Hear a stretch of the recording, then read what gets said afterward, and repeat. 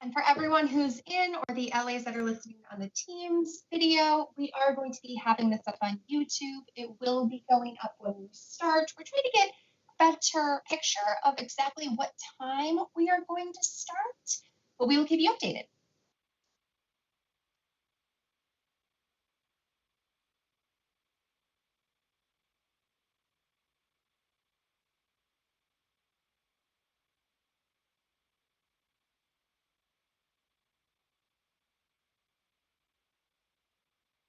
And also remember that we do have a lot of different members who are going to be partaking in this virtual hybrid event. So we are going to be locking the room to protect our members of Congress. So if you do need your member to pop into the room, no worries, just shoot us a text. We will unlock and then lock the room behind them.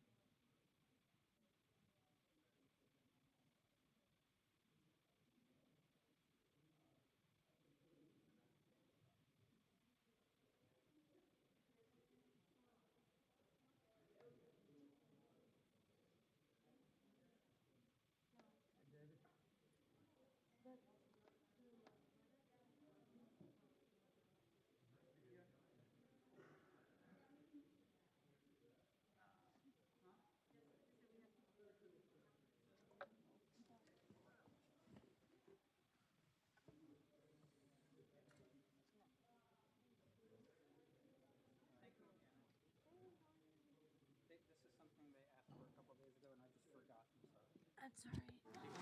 Did they take one of the others? John, did they already take any of these? No, I told them that when you got here, you'd go and talk to them. Fassel So you walked talked over. to Ella or Katie. Okay, so Fassel's already over there, but I've got, they Oh, okay. wanted two. So the only thing is the last time we used these, they were a little spotty, and since we didn't get to test ahead of time, which is what I would have liked, that's my only concern now. Okay. But we can provide them. Okay. Okay. I just said. Okay. I think we'll just try the wired one, which will reach it where that lady's sitting. Okay. So What I would say is when I they're told her done, that this I know. will get spotty. So. What we'll do is we can retest them again and see how far, what the parameters are when they're done. They're done. So I'm going to set it back. No, you're fine. I just wanted to.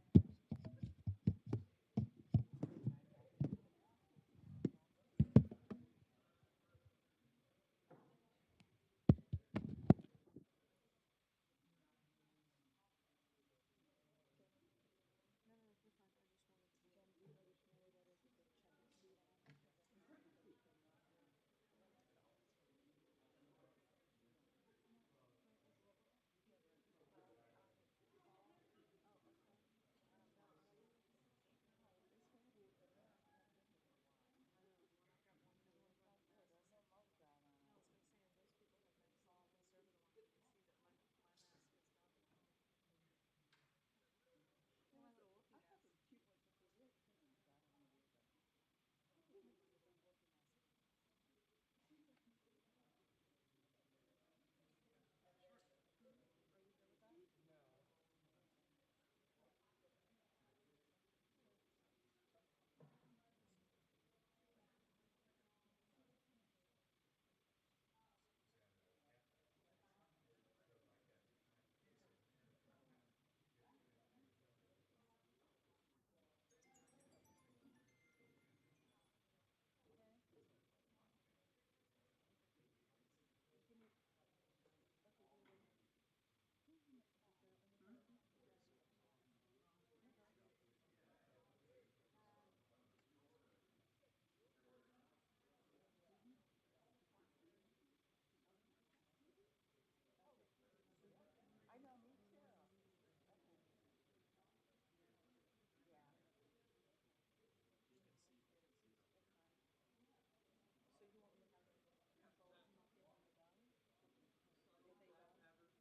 with the checkered suit on? So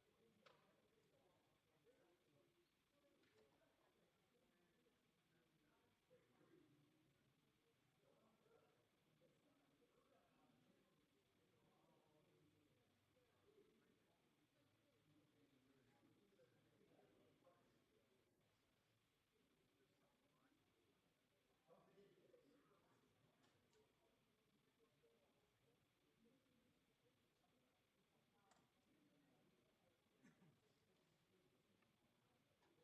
to mark it when they're done? Are they done? Y'all in the wrong place. Are any of those mics turned on right now? Only if you take them off and then press on. Okay. Tassa's moving a cable down there to go with the wired one instead. Oh, sure. To be safer. So Rosalind, have you ever muted any of these? No. Alright, so we need to pay attention. What the guy was just telling me is you need to make sure the reps are, and I'm gonna talk to John in a minute, that they are absolutely muted when they're done talking. You cleared them talking, and you see them, it'll go green when they go active. Okay. If you tap it, it goes to mute. On over here. We keep hearing the mic. Yeah, yeah. It gives you really get into the weeds. Hi again.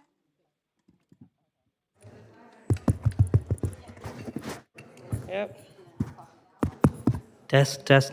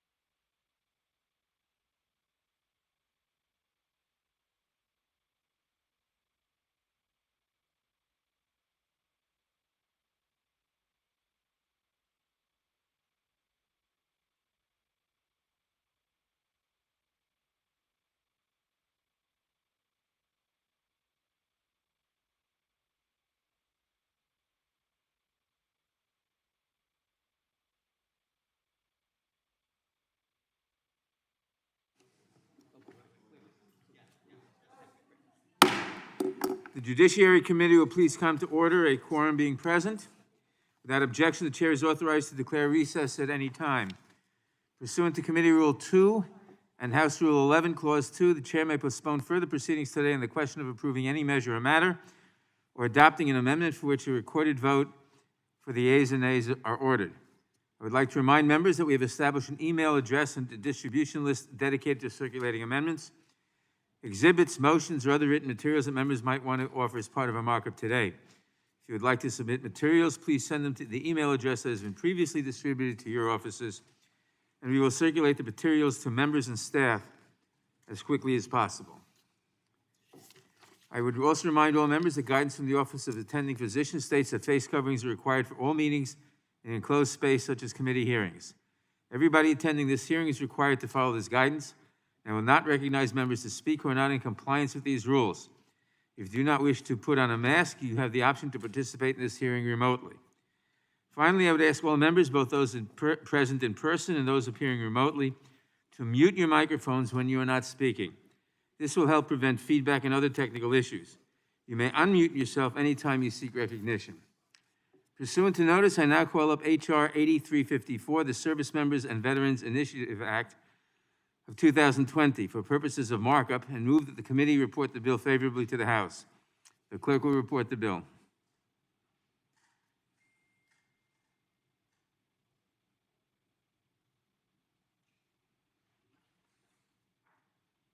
H.R. 8354 to establish the Service Members and Veterans Initiative within Without civil- objection, the bill is considered as read and open for amendment at any point.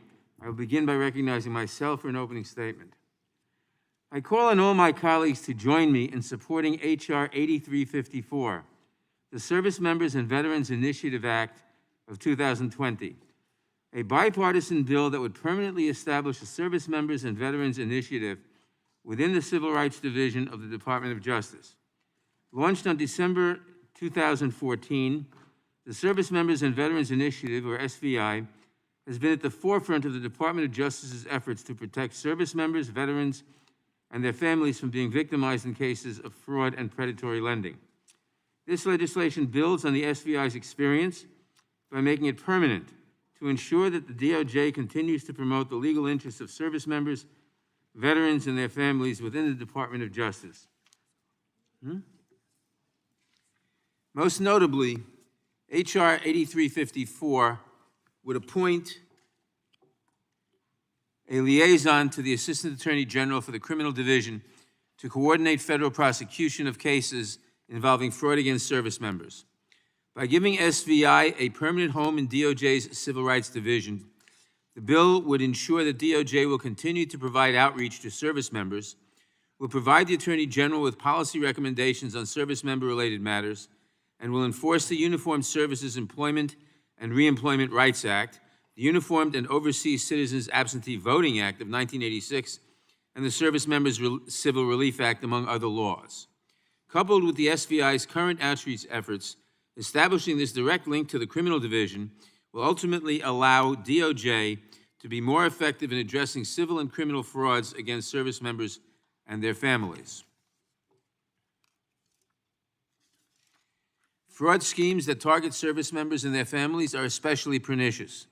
Between 2015 and 2019, the FTC received over 163,000 reports of fraud targeting military retirees and veterans, and nearly 13,000 fraud reports from active duty service members. The FTC ascertained that the median loss in these cases was significantly higher for service members and veterans than for their civilian counterparts. This bill also codifies the Service Members and Veterans Initiative as a section within the DOJ's Civil Rights Division.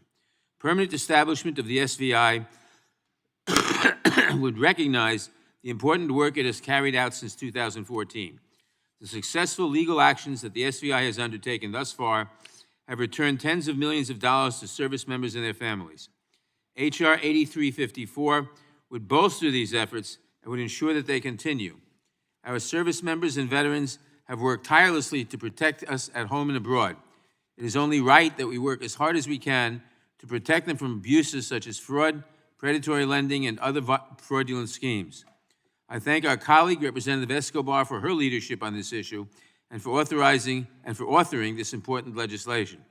I ask my colleagues to join me in supporting the bill today. I now recognize the gentleman from North Dakota, Mr. Armstrong, for his opening statement. Thank you, Mr. Chairman.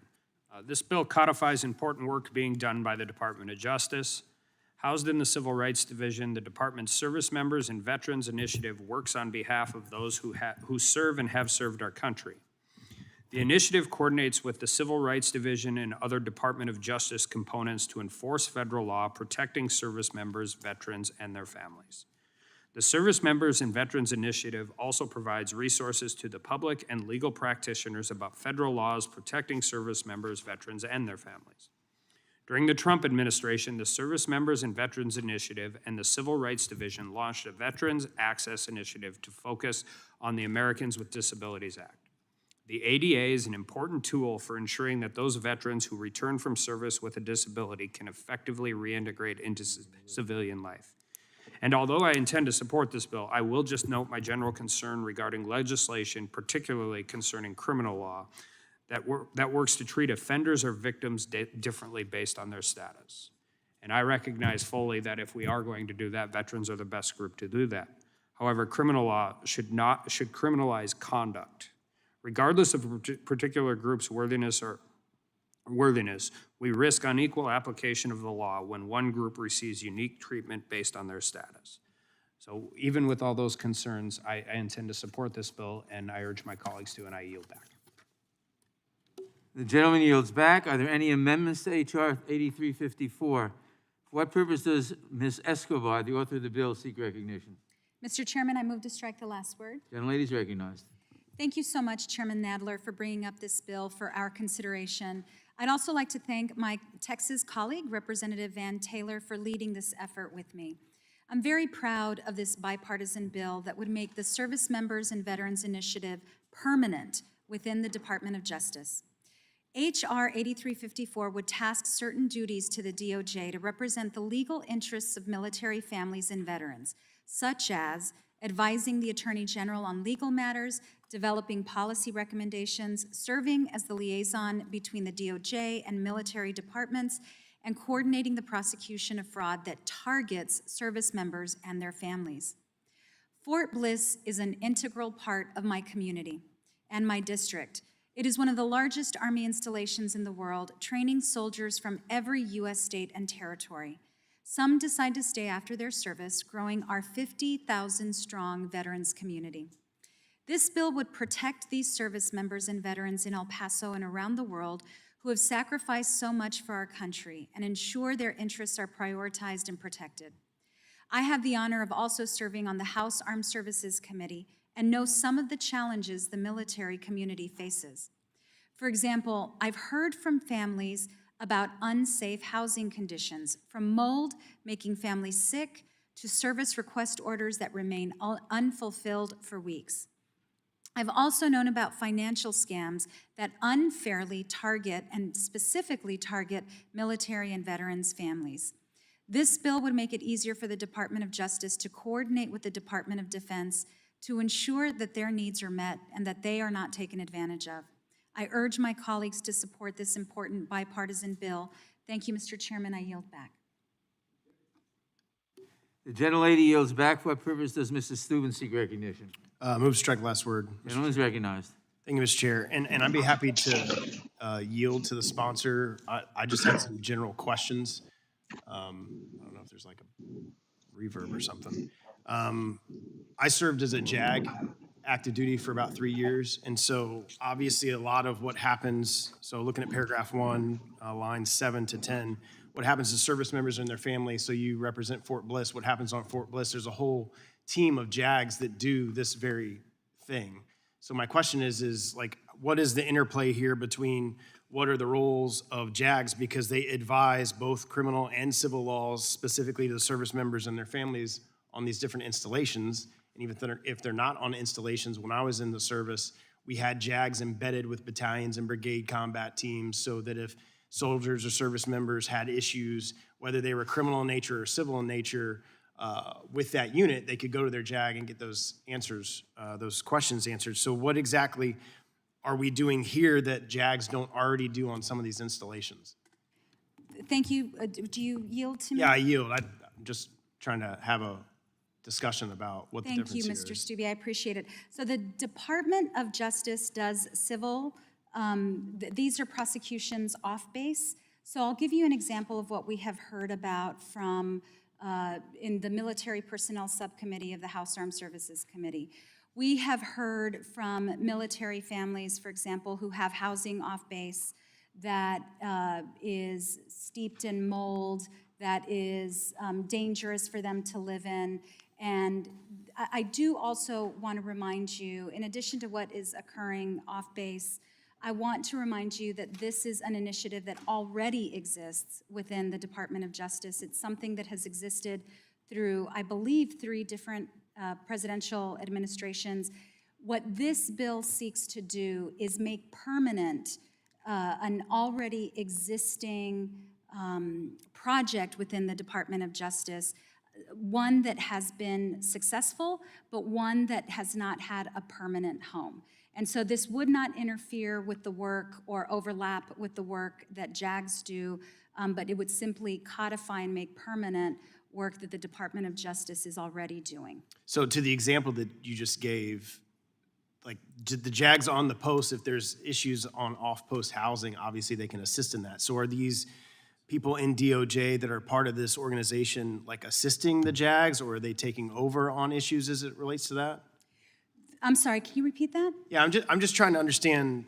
I understand that we've had the people that have done this in DOJ, but we also have JAGs that are embedded in installations and with units, and trying to understand the interplay between the two. Is there communication between what we are now creating, this division within DOJ? They're going to work with JAGs on these different installations, or is this completely separate and they're kind of doing their own thing? So JAGs don't pursue criminal activity against veterans by civilians. So this is separate from what JAGs Well, they can if it happens on post. They can. Right, and this is off post. Okay, well, okay. If it's a service member or family and it's criminal, it still would be a JAG even if it happened off post, because the jurisdiction of the service member would be the unit and the commander. So if that individual who serves at Fort Bliss and whatever unit it is committed a criminal violation, they can be charged through the UCMJ, through the military's justice system, which is also federal court. The UCMJ, through those court systems, is federal. I'm running out of time. That is not my understanding, that JAGs are able to prosecute civilians who commit crimes against veterans. No, my example was service members who commit crimes, because they're still under the jurisdiction of that unit. If it's a service member and he's in a unit, regardless of whether the crime was committed, they can be charged through the UCMJ, through that unit, and that commander can make a charge based on the UCMJ. Right, these are civilians who commit, unless I'm completely misunderstanding your question. I'm sorry? Well, we can, I mean, I only have 40 seconds. We can talk offline. I'm not trying to be adversarial. I'm just trying to understand what this does that JAGs don't already do. Because in line 9, it says, enforce criminal laws or civil laws that impact service members, veterans, and families. Obviously, veterans wouldn't be necessarily, although they could, if they were retired, have access to JAGs, but certainly service members and families do. So if it's criminal in nature, as in the service member has committed the crime, JAGs would handle that. If it was a crime committed against them on post, JAGs would handle that. If it was a civilian that committed a crime off post and it involved a service member, then that would be the only instance that this would take effect. So I'm just trying to understand the interplay between. That's precisely part of the gap that the project intended to fill, one that is not codified in law, one that is not permanent, one that has been used by 3 presidential administrations, including this one, that we are trying to make permanent. Okay, thank you, Mr. Chair. The time of the gentlelady has expired. For what purposes, Ms. Jackson Lee seek recognition?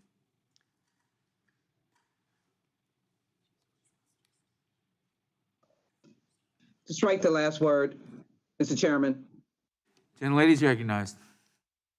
Thank you very much, Mr. Chairman. And I want to thank my colleague from Texas, Congresswoman Escobar, for putting forth this very important legislation. I think both of us realize that Texas has been cited as a state that has the highest number of veterans. Certainly, we have a very large number of very, very, very large bases. She knows that a number of us on the Judiciary Committee and she on the Armed Services Committee, has been working with the tragedy of Vanessa Guillen. But more importantly, we know of the challenges of service members and veterans. I can't imagine a more important asset to help service members and veterans not be treated unfairly and actually being abused and misused. I can think of many instances of which our office handles casework in the instance of family matters, but also in the instance of school loans that many veterans and service members are taking advantage of and signing up for school loans, purchasing cars, and many elements in the civil proceedings, but as well criminal. I want to specifically take note of the fact of education. And even though there are a myriad of opportunities for our veterans and service members in education outside of the educational process of the military, we know that for-profit schools and other schools giving certificates, giving higher degrees, plague our soldiers and our veterans by enticing them to seek a better life for their families and signing up for these programs where the interest rates are astronomical and they wind up with enormous debt, which keeps them from functioning post-military. In addition, the other aspect is, of course, in housing. I've already heard Congresswoman Escobar indicate situations with bad housing, but it also comes about with apartments and purchase of homes. And so I believe that establishing this SBI and working with the Department of Justice in the Civil Rights Division and Criminal Division is a very important part of the work that will help these veterans not be alone. I understand the JAG process, and my thought would be, and I heard the discussion, is that where there was a conflict, the two agencies, the military and the particular branch and the DOJ would be able to work out the appropriate lead on the jurisdiction of the question. As I understand, the SBI currently has no formal statutory authorization, so assigning a liaison in SBI to coordinate criminal fraud prosecution is critical in protecting service members. Civil actions initiated by DOJ have not thus far stemmed the rising number of fraud schemes in housing, in particular, that target service members. So criminal prosecutions available under the current fraud statutes will provide a strong deterrent to widespread efforts to defraud service members. We have seen this in our offices. We've tried to stop it case by case, but sometimes it's an enormously sad situation when the meager resources of these either veterans and or service members are taken through fraud in housing, through fraud in going to school, or other purchases that they may be making. So let me support the Service Members and Veterans Initiative Act of 2020, H.R. 8354, ask my colleagues to support it, and congratulate and thank my colleague from Texas, Congresswoman Escobar, for her great leadership on this issue. And I yield back. Gentlelady yields back. Who else seeks recognition? Ms. McBath. Thank you, Mr. Chairman. I move to strike the last word. Gentlelady is recognized. Thank you. I, too, want to thank my colleague and good friend, Congresswoman Escobar and Congressman Taylor, for bringing this bipartisan legislation to support our service members, our veterans, and their families. And I will tell you, the largest casework that I have in my office in the 6th Congressional District in Georgia is for our veterans. So I'm really excited to see continued work and really providing the best means of support and resources for those families. Over the years, Congress has taken very important steps to make sure that service members and veterans can exercise their rights and don't face additional legal problems as a result of their service to this country. We have passed laws that make sure our service members can vote from around the world, wherever they're serving our country. And we have laws that protect veterans from fraud. We have laws that protect our veterans and service members as they look for civilian jobs and prohibit discrimination against them in the workplace. But these laws simply don't enforce themselves. Veterans and service members often contact my office for help getting the protections that they have earned through their honorable service. Too often, they haven't been informed of their rights, or they may know their rights, but they simply haven't been able to get the justice that they deserve. It's been so meaningful for me and for my staff to really work on behalf of our veterans community and service member constituents, but we still have so much more work to do. I am proud to support the Service Members and Veterans Initiative Act of 2020 so that the Department of Justice has a permanent initiative to support our service members, our veterans, and their families. They deserve that. I urge my colleagues to stand with me in protecting the rights of those who have served and endured so much on our behalf. Our veterans, service members, and their families who stand beside them deserve better protections and strong enforcement efforts to support them. I yield the balance of my time. I'm so excited to support this legislation. The gentlelady yields back. Who else seeks recognition? Chairman Adler, I'd like to request recognition. And that's Mr. Liu. For what purpose does Mr. Liu seek recognition? I move to strike the last word. Gentleman is recognized. Thank you, Mr. Chair. I rise in support of this legislation. I previously served an active duty as a JAG, and the way jurisdiction works, first of all, is let's just explain the role of the JAG. We play a critical role in maintaining good order and discipline in the United States military. We prosecute military members. However, we do not court-martial civilians.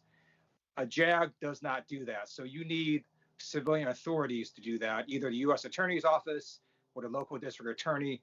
So if there is a criminal fraud action that takes place, if there's a violation of the law, if it's a local law or a state law, then the local authorities, the civilians, will do that. If it's a federal law, then the U.S. Attorney's Office does that. In some cases, a JAG can be essentially deputized as a special assistant U.S. attorney, but then they're prosecuting that as an assistant U.S. attorney. So JAGs, in fact, do not court-martial civilians. So there's no conflict in this bill, and I wholeheartedly support the bill. I also do want to take this opportunity to again say how utterly unacceptable it was for the President of the United States to call service members who lost their lives in war losers and suckers. I serve an active duty to defend the right of anyone to make stupid statements. I just never thought it'd be coming from the President of the United States. I urge the President to apologize for those comments.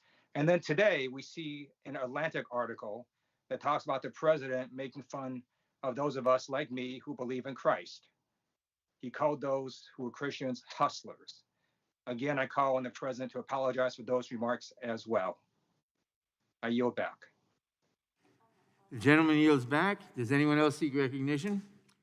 In that case, the reporting quorum being present, the question is on the motion to report the bill H.R. 8354 favorably to the House. Those in favor say aye. Aye. Aye. Opposed, no. Aye. The ayes have it, and the bill is ordered reported favorably to the House. Members will have 2 days to submit views. Pursuant to notice, I now call up H.R. 7370, the Protecting Employees and Retirees in Business Bankruptcy Act of 2020, for purposes of markup, and move that the committee report the bill favorably to the House. The clerk will report the bill. H.R. 7370 to amend Title 11, United States Code to improve Without protections. objection, the bill is considered as read and open for amendment at any point. I will begin by recognizing myself for an opening statement. H.R. 7370, the Protecting Employees and Retirees in Business Bankruptcies Act, would protect the interests of workers and retirees in the Chapter 11 bankruptcy process and would put much-needed limits on excessive executive compensation. As the COVID-19 pandemic has unleashed a record number of corporate bankruptcies, it is more important than ever that we protect vulnerable workers who have faced enormous challenges through this crisis and who continue to face extraordinary uncertainty in our struggling economy. This crisis has laid bare the deep inequalities in our society. Essential workers are forced to risk their health and safety every day, often for the sake of corporate profits. At the same time, our workforce faces record job losses and grossly inadequate unemployment assistance. And unfortunately, corporate bankruptcies can serve as another tool to deprive workers and retirees of their hard-won wages and benefits. Chapter 11 of the Bankruptcy Code is supposed to reflect an equitable compromise between the interests of workers and creditors when a business ends up in bankruptcy. But history has shown that this balance is not reflected in practice. Instead, big corporations often exploit the Chapter 11 process as a business model to enrich wealthy executives using the livelihoods of workers and retirees as leverage. Funds for wages, benefits, and pensions may be drained, while the top brass walk away with millions, often the same people whose decisions led the business to bankruptcy in the first place.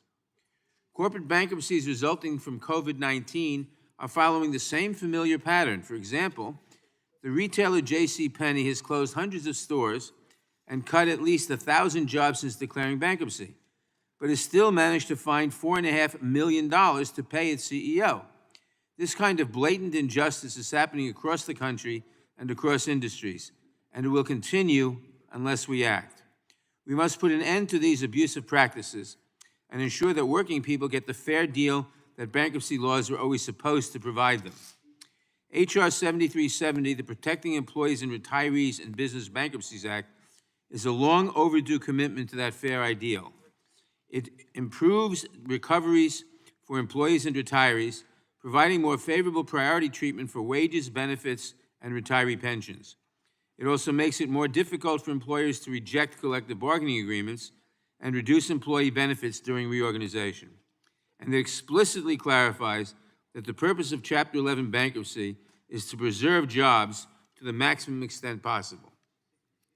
Additionally, H.R. 7370 places a check on executive compensation in bankruptcy, strengthening court requirements for approval of excessive bonuses and other compensation for a business's most highly compensated employees, and it ensures that wealthy executives cannot maintain their own benefit programs if they slash benefits for workers. Over the past several months, we have felt a devastating crisis upend our economy. We have businesses failing at an alarming rate and workers carrying a disproportionate share of the burden. Unfortunately, the corporate bankruptcies resulting from COVID-19 are just deepening this disparity. H.R. 7370 is a comprehensive set of reforms that will protect American workers from corporate abuse when their employer files for bankruptcy, and it will ensure that reality reflects the balance intended by our bankruptcy laws. I thank the Senate sponsor of this bicameral bill, Mr. Durbin, as well as Congressman Norcross, who has been a champion of this legislation, and my colleagues on this committee who have joined as co-sponsors. I urge all members to support this important legislation. I now recognize the gentleman from North Dakota, Mr. Armstrong, for his opening statement. Thank you, Mr. Chairman.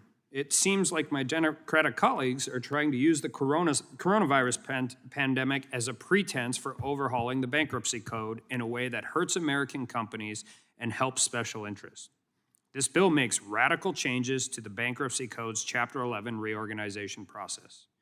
Chapter 11 bankruptcy usually involves the structured reorganization of a company's assets and debts in bankruptcy court. H.R. 7370 overinflates labor's immediate interests at the risk of successful reorganization, which will end up hurting workers. Successful reorganizations put business in a position to sustain long-term jobs and benefit for workers and the company. More importantly, the bankruptcy code already provides for fair treatment of a number of different types of creditors and interests, including the interests of workers. And current mechanisms in the bankruptcy code are effective at protecting workers' interests. No one would deny that preserving jobs and benefits is an important public concern during the bankruptcy process, especially at this time. But elevating a single goal over all others will have unintended and far-reaching consequences. The unfortunate reality is this bill will make Chapter 11 restructuring plans harder to achieve and will force more companies into liquidation. And liquidation is the worst possible outcome for workers. If this committee really wants to help the American worker, we would focus on supporting President Trump's efforts to restart the economy and get our employees back to work. Instead of seriously legislating, the Democrats continue to waste time of this committee on partisan pet projects. I urge my colleagues to oppose this bill, and I yield back. The gentleman yields back. I now recognize myself for purposes of offering an amendment in the nature of a substitute. The clerk will report the amendment. Amendment in the nature of a substitute to H.R. Without objection, 7370. the amendment in the nature of a substitute is considered as read and shall be considered as base text for purposes of amendment. I will recognize myself to explain the amendment. This amendment makes one grammatical correction to the findings, but it makes no substantive changes to the bill. I urge members to support the amendment, and I yield back the balance of my time. Are there any amendments to the amendment in the nature of a substitute? For what purpose does Ms. Jackson-Lee seek recognition?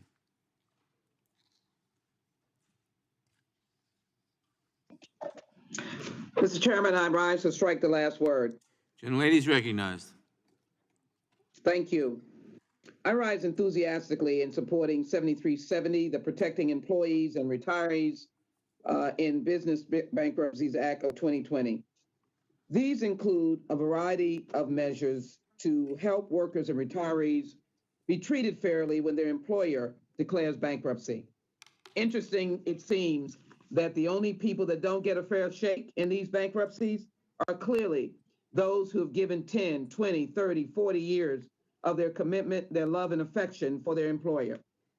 These include protecting employees and retirees' unpaid wages and benefits when a business declares bankruptcy, reducing employees and retirees' losses by strengthening the procedural safeguards that protect collective bargaining agreements and retiree benefits, clarifying that the principal purpose of Chapter 11 bankruptcy is the preservation of jobs to the maximum extent possible, and restricting executive compensation programs for companies in bankruptcy. That probably is the greatest Achilles heels of bankruptcy, that what the resources are used for are the very execs that made the mistakes. In recent decades, headlines have been filled with reports about the collapse and bankruptcy of corporate giants, CIT Group, Chrysler, General Motors, Lehman Brothers, Linens and Things, Delphi Corporation, Delta Airlines, Enron, WorldCom, and more recently, Payless, Shoe Source, Sears, JCPenney, Models, PG&E, and Toys R Us. Stores that we all loved and shopped at in many instances, and corporations that we knew. Once bankruptcy intervenes, workers have to get in line with other unsecured creditors for severance benefits, unused vacation pay, expenses, and commissions, a process that can leave them with mere pennies on the dollars they owed. In contrast, the chief executives of these debtors often receive extravagant bonuses. This is just another example of where the wealthy and well-connected take advantage of the system to their substantial benefit, while ordinary workers get taken advantage of and treated unfairly, kind of like how some officials in high offices could think that paying $750 in their federal income taxes is somehow fair and represents what the hardworking Americans have to do as well. Speaking of Chapter 11 bankruptcy, the inequity of such disparate pay packages is further heightened where the company's financial difficulties stem from bad decisions. This is a very important initiative because what happens is that we provide the kind of leadership and language that protects these workers. Let me indicate that I've had firsthand experience. As I do so, let me make mention of JCPenney forced to temporarily close its 846 department stores, losing 78,000 to 85,000 employees. Hertz terminated more than 41,000 employees, and Whiting Petroleum bestowed $14.6 million in extra compensation to executives. This legislation offers immediate relief from the forces which threaten to destroy the debtor beyond repair. Thus, a critical criterion of Chapter 11 case is finding the appropriate balance between the maximization of a return to creditors and interest holders and the non-liquidating debtor's ability to rehabilitate and consummate the plan. Finally, let me say I lived through this with one of my constituents, Enron, from the very moment of their bankruptcy, and knew the leaders. I know there are people who were good intentions, but overall, they went bankrupt. And all I could see is little boxes coming out in the hands of employees, many of them destroyed, many of them died, many of them losing their homes. I remember being outside of the building, standing with these employees, trying to get relief, trying to see if anyone cared. And we stood with them until we were able to get legislative relief of some form.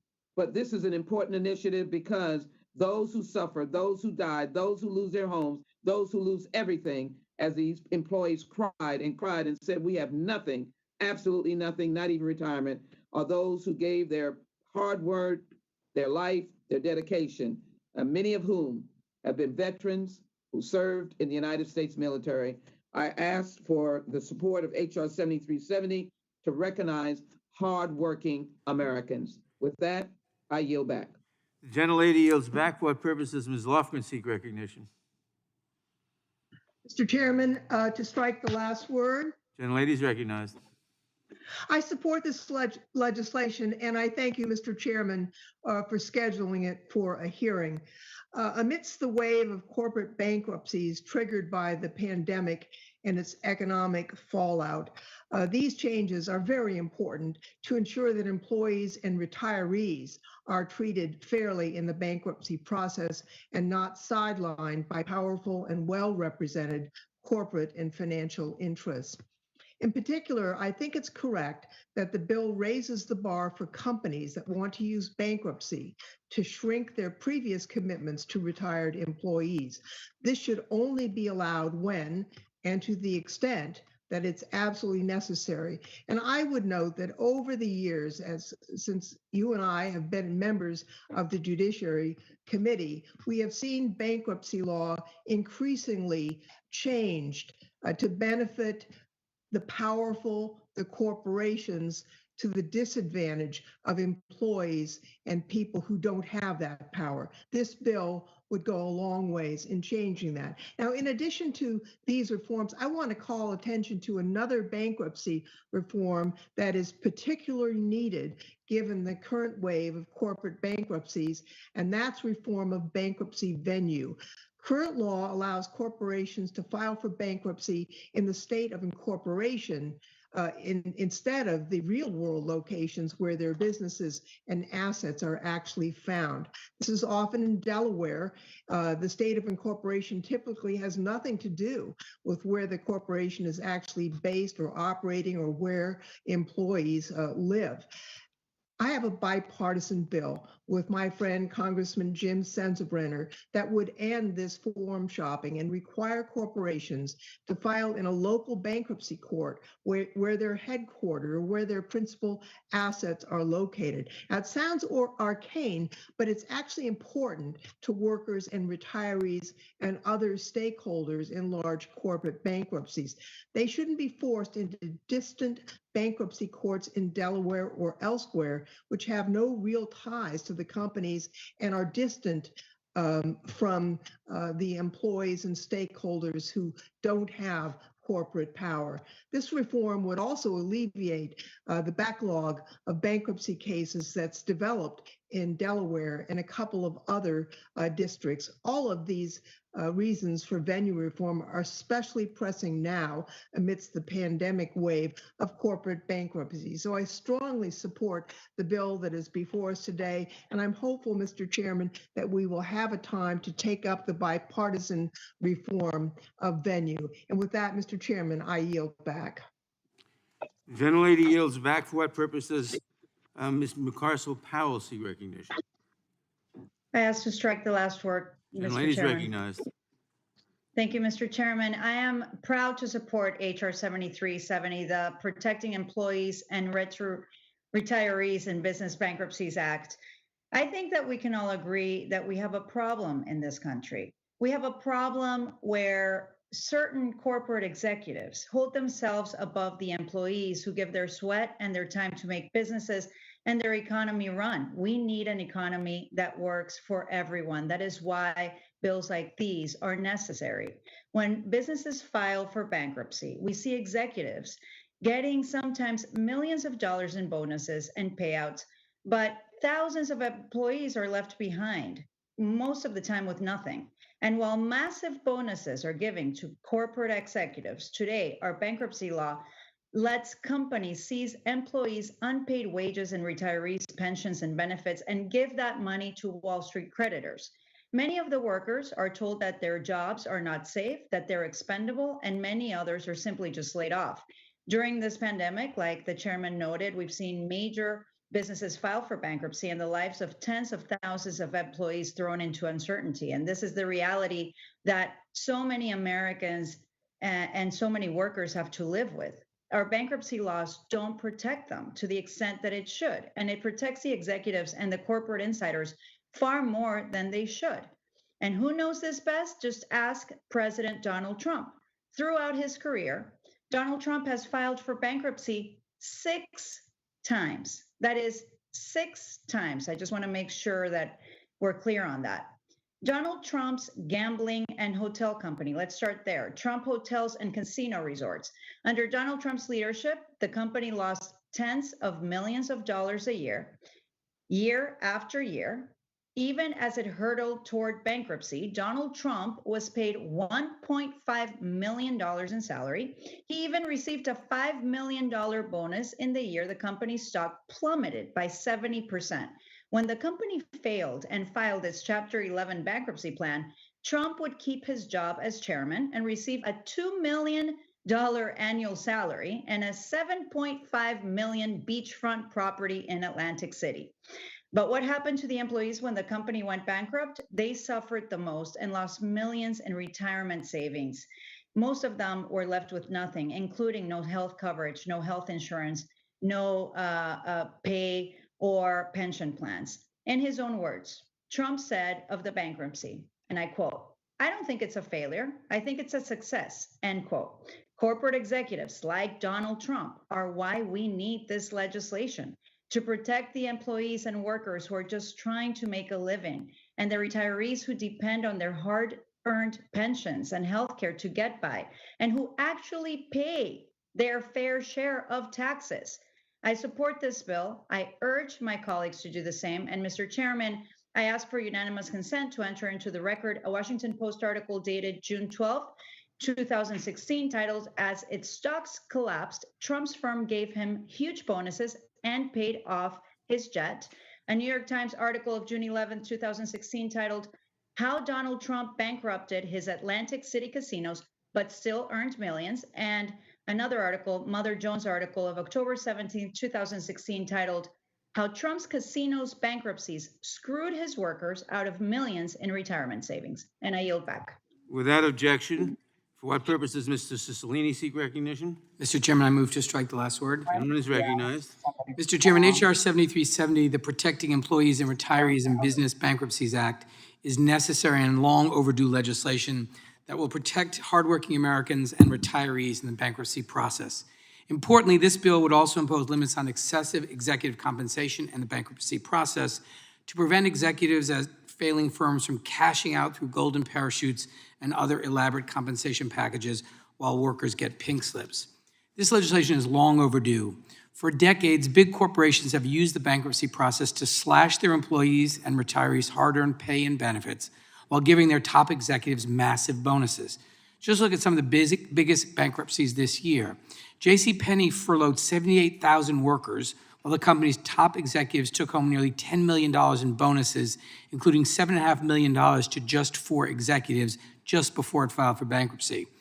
In another outrageous example, Hertz fired more than 14,000 workers, but gave its executives $16 million in bonuses, including $1.5 million each to its top 3 executives 3 days before it filed for bankruptcy. And in just the first 6 months of this year, executives at bankrupt companies received $131 million in payouts, according to a report by Bloomberg. All too often, the same firms who have no problem coming up with millions of dollars for their executives just before they file for bankruptcy suddenly can't find the money they owe their employees once the company enters the bankruptcy process. They demand that their employees give up their unpaid wages and slash their health care and retirement plans to the bone. And they do it all with a straight face because they know that bankruptcy process has become a sword for the powerful instead of the shield against the predatory that Congress intended it to serve as. The bankruptcy system is supposed to work for everyone, but right now it doesn't. When a company goes bankrupt, employees and retirees shouldn't be forced to sacrifice more than anyone else, but too often they do. No company should be able to file for bankruptcy to break the deals they've made with their workers, but right now they can. And no executive should receive million-dollar bonuses just days before their company files for bankruptcy, but they do, even today, when nearly 14 million Americans are looking for work. Mr. Chairman, bankruptcy law was never supposed to work this way, and it doesn't have to. That's why I applaud you for introducing H.R. 7370. I'm proud to be an original co-sponsor, and it's why I urge my colleagues to support this excellent piece of legislation. And with that, I yield back. Gentleman yields back. For what purpose does Ms. Lesko seek recognition? Thank you, Mr. Chair. I move to strike the last word. Gentlelady is recognized. Thank you, Mr. Chairman and members. I I really find it frustrating that a number of my Democratic colleagues continue to focus on President Trump. Here we are passing legislation, some of it bipartisan, some of it not. Some I agree with, some I don't. But since January of 2019, when the Democrats took over majority in the US House of Representatives, I have sat through meeting after meeting, not only in this committee, but in my other committee, Homeland Security Committee, where nonstop it's just bashing, trashing President Trump. I just listened to people doing it again. And can I just say that we'd probably get a lot more done in a bipartisan fashion if this wasn't constantly what was going on. If we could just pay attention to what the bills are, I would greatly appreciate it. And what was really offensive to me, quite frankly, and I was going to bite my tongue, but I couldn't, is when, Congressman Liu sat there and said that President Trump was against Christians via some Atlantic magazine article, which probably isn't true, by the way, because they're the ones that had the 4 anonymous sources of what Trump supposedly said. But my goodness, I'm a Christian. I just went in the Prayer March 2020. You had Mike Pence there. President Trump has come to pro-life. I mean, he's backed by most Christian organizations. And to say he's attacking Christians is just totally outrageous. And with that, I yield back. The gentlelady yields back. For what purpose does Ms. Jayapal seek recognition? Mr. Chairman, I move to strike the last word. Gentlelady is recognized. Thank you, Mr. Chairman. When corporations restructure, worker protections should be a top priority, not an afterthought. And that's why I'm very proud to be an original co-sponsor of the Protecting Employees and Retirees and Businesses Bankruptcies Act of 2020. And it's also why I included it as a key component of my bill, the Paycheck Recovery Act. Chairman Nadler, I thank you for your leadership in introducing this bill and moving it forward. It's undeniable that every community in the country is suffering right now due to massive job loss. Since February, nearly 12 million people have lost their jobs. The job market is incredibly tight. Right now, there are 2.5 workers for every 1 job posting. Families who have experienced job losses are going hungry. A full 10% of recently surveyed adults reported that their household did not have enough to eat. And although every community is suffering, the burden is distributed unequally. Black, Latinx, Indigenous, and Asian workers are facing higher levels of unemployment as compared to white workers, are experiencing food insecurity at far higher rates, and have fallen behind on rent due to income loss at much higher levels. And that's why it's so important that this bill contains new job preservation requirements. Bankruptcy courts have incredible power to determine whether and how debtors' property and assets can be sold off. If this act is passed, a bankruptcy court would be required to consider whether potential purchasers would preserve jobs. And at the end of the day, that leaves more people working and all of us better off. This is especially important in this moment as major employers continue to file for Chapter 11 bankruptcy, including large retail chains like J.Crew, Neiman Marcus, and JCPenney. What's going to happen to all of those workers in big cities and small towns who worked at those stores? With this act, more workers will have a shot at replacing their lost jobs. This bill is also incredibly important for retirees, people who have worked their entire lives for a promise of retirement security and a good life in their golden years. When companies go bankrupt, workers' retirement dreams can be threatened as their retirement packages may be reduced, while many times the CEOs of bankrupt companies get huge payouts. That's just unfair.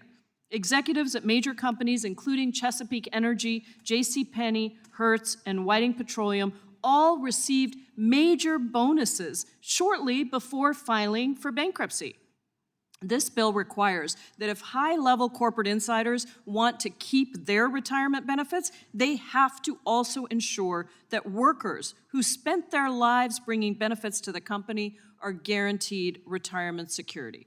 Let's just be clear. No success at any company is possible without the workers who power those companies. I urge my colleagues to vote in favor of this bill, and I thank the chairman, and I yield back. The gentlelady yields back. For what purpose does Ms. McBath seek recognition? Thank you, Mr. Chairman. I move to strike the last word. Gentlelady is recognized. I want to thank you, Mr. Chairman, for bringing this important legislation before our body today.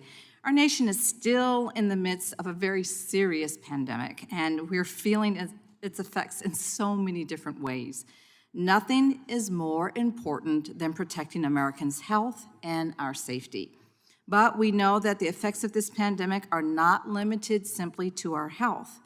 Workers, business owners, and communities are struggling under the economic burden of this pandemic. We must provide businesses the support that they need to weather this economic storm. And if they turn to bankruptcy, we must make sure that workers, retirees, and families are a top priority.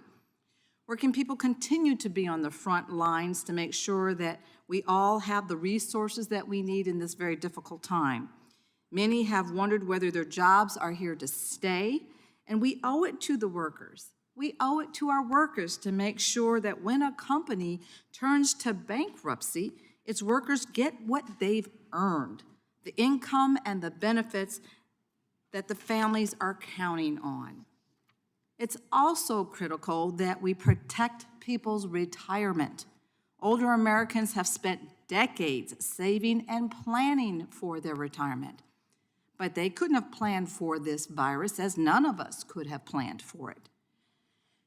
Many of our seniors are already facing additional costs from disrupted plans as they do what they can to stay afloat and to stay safe. And we cannot burden them further by suddenly pulling away the retirement benefits that they've earned and that they've come to rely upon. And once again, I'm so pleased to support this legislation and encourage my colleagues to support it as well. And I yield back the balance of my time. The gentlelady yields back. For what purpose does Mr. Raskin seek recognition? I move to strike the last word, Mr. Chairman. Without objection, the gentleman is recognized. Thank you. I want to be heard on your legislation, H.R. 7370, which I support. I plan to vote for, and I'm delighted that you've brought it forward. Our nation was really conceived in revolution against monarchy and royalty and a class of people who's above everybody else.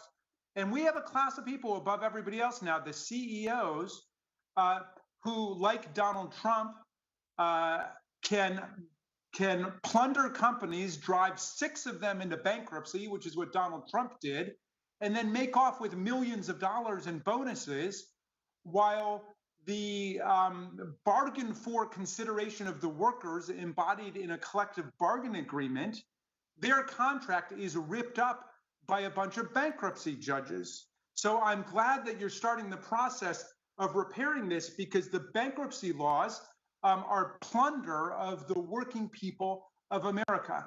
And the CEOs and the ripoff artists, the con men like Donald Trump, can simply get up, dust themselves off, and then go and do it to another company, bankrupt another company, take millions out of that one, and successively go forward and rip off the workers. And it's not fair. It's an absolute violation of the social contract.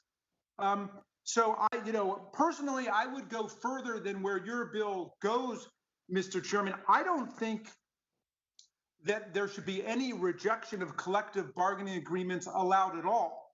I mean, there was this effort in back, I think it was in 1984, but you can correct me if whenever the last round of amendments were done. But these were, again, trying to rein in bankruptcy courts that were giving everything away to the debtors. That language was written, but that language has been Mr. Chairman, I have point of order. totally teased and tortured and reevaluated. Gentleman will suspend. Yes. The gentleman will state his point of order. Mr. Chairman, I make a point of order to move the gentleman's words be taken down.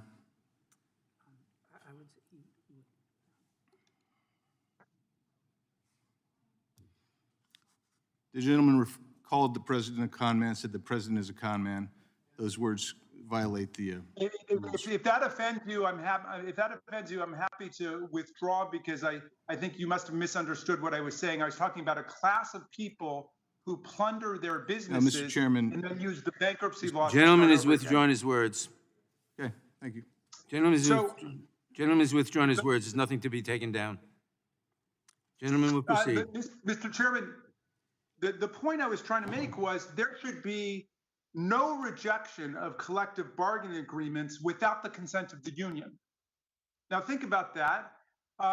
What that means is that the business, rather than going in and trying to convince a bankruptcy judge just to nullify the rights of the workers, the business will instead have to go to the union to say, hey, we've gotten ourselves into trouble because of very bad management decisions, and we'd like to make these adjustments. And then it becomes part of a negotiation between the management and the workers. But in any event, if we're going to continue to allow the collective bargaining agreement to be rejected and nullified, I do think that rejection damages should be entitled to the same priority that pre-petition unpaid wages and benefits are entitled to. Those damages should be able to go to the front of the line with everything else of the workers. But in general, Mr. Chairman, I think this is a major step forward to deal with a huge problem in our economy,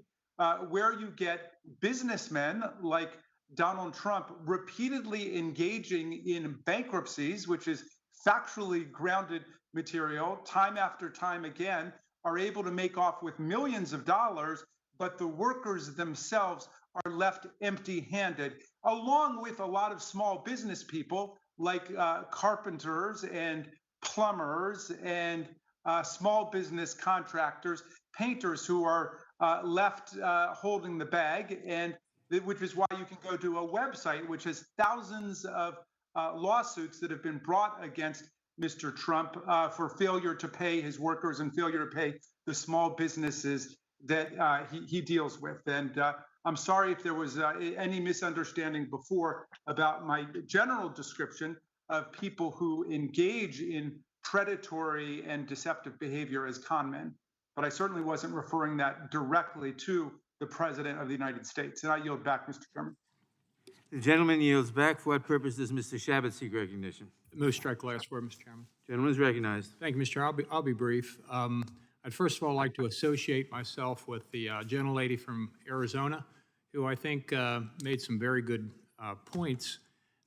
This committee is a serious committee that deals with serious issues that are supposed to benefit the American people. Today, we're talking about bankruptcy and trying to improve the laws relative to bankruptcy in this country. That is a federal issue dealt with at the federal level, so it's appropriate for us to deal with that. My colleagues on the other side of the aisle continue to engage in gratuitous attacks on the president, even breaking the rules of this committee, although those remarks were withdrawn. I appreciate the gentleman withdrawing those remarks. I also appreciate the gentleman from Arizona noting that, because there's certain decorum that's supposed to take place in this committee. But today it's attack the president on bankruptcy laws is apparently what they're doing. They're so politicizing this hearing. They ought to move this hearing perhaps from this room down to the DCCC headquarters down the street.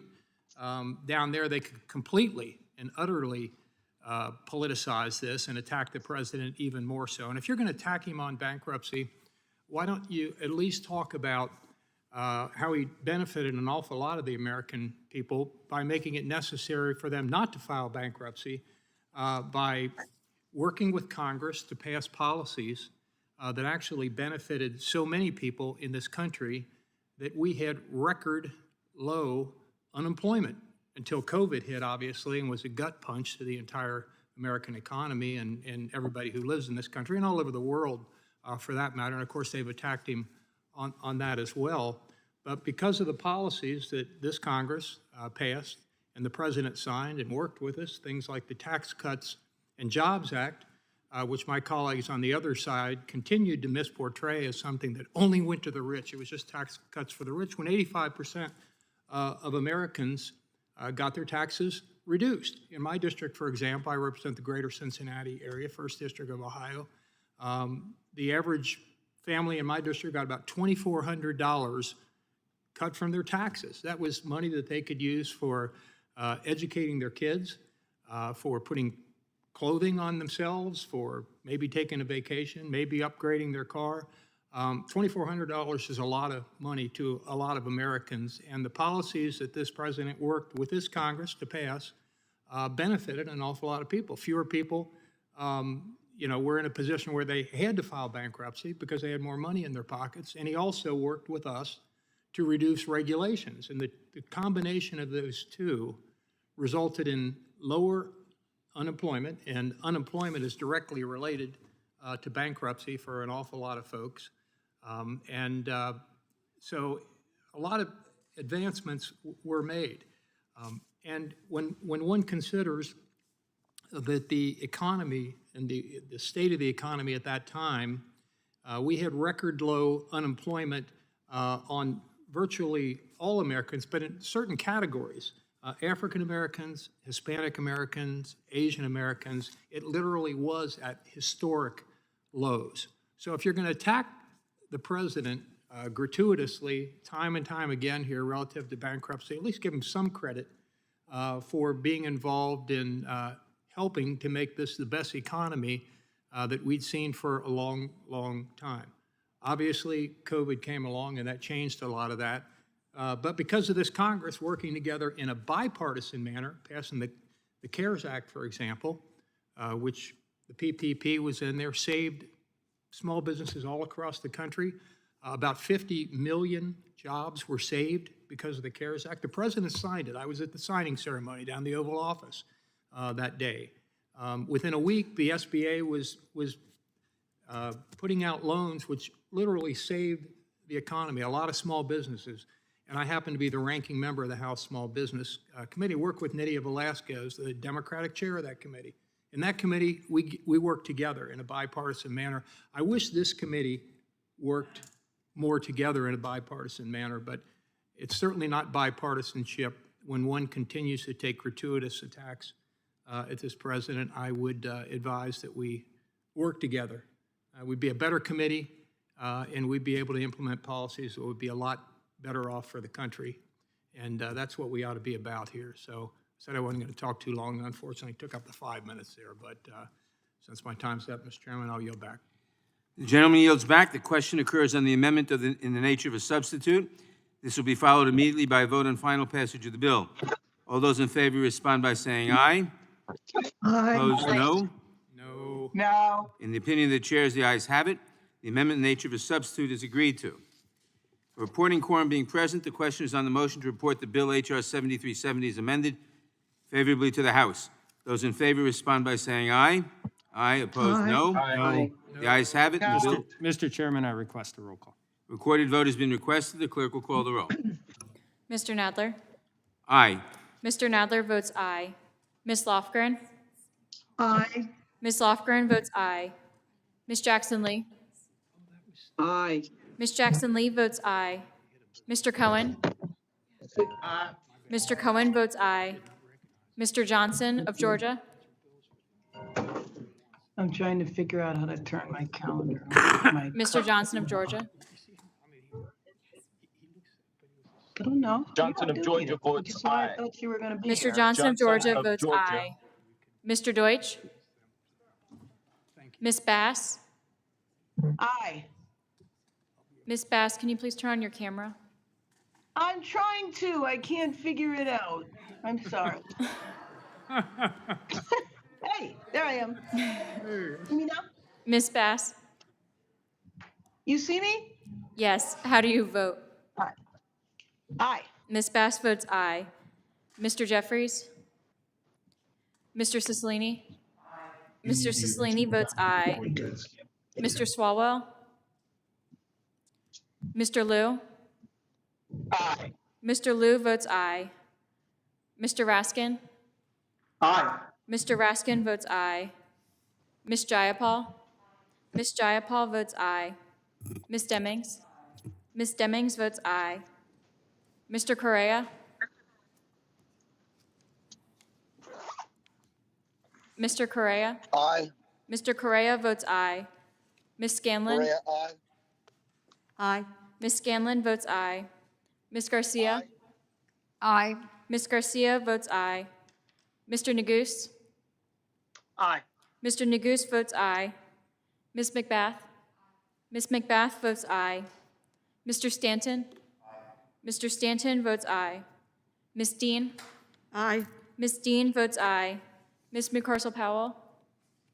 Aye. Ms. McCarcel-Powell votes aye. Ms. Escobar? Aye. Ms. Escobar votes aye. Mr. Jordan? Mr. Sensenbrenner? Mr. Shabbat? No. Mr. Shabbat votes no. Mr. Gomert? Mr. Collins? Mr. Buck? Mr. Buck votes no. Ms. Roby? Mr. Gates? Mr. Johnson of Louisiana? Mr. Johnson of Louisiana votes no. Mr. Biggs? Mr. Biggs votes no. Mr. McClintock? Ms. Lesko? No. Ms. Lesko votes no. Mr. Reschenthaler?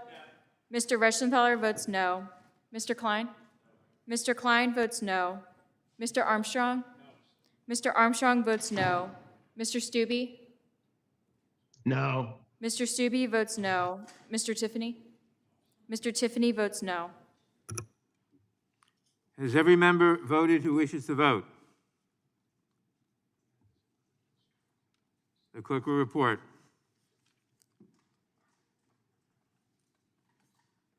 Mr. Chairman, there are 20 ayes and 10 noes.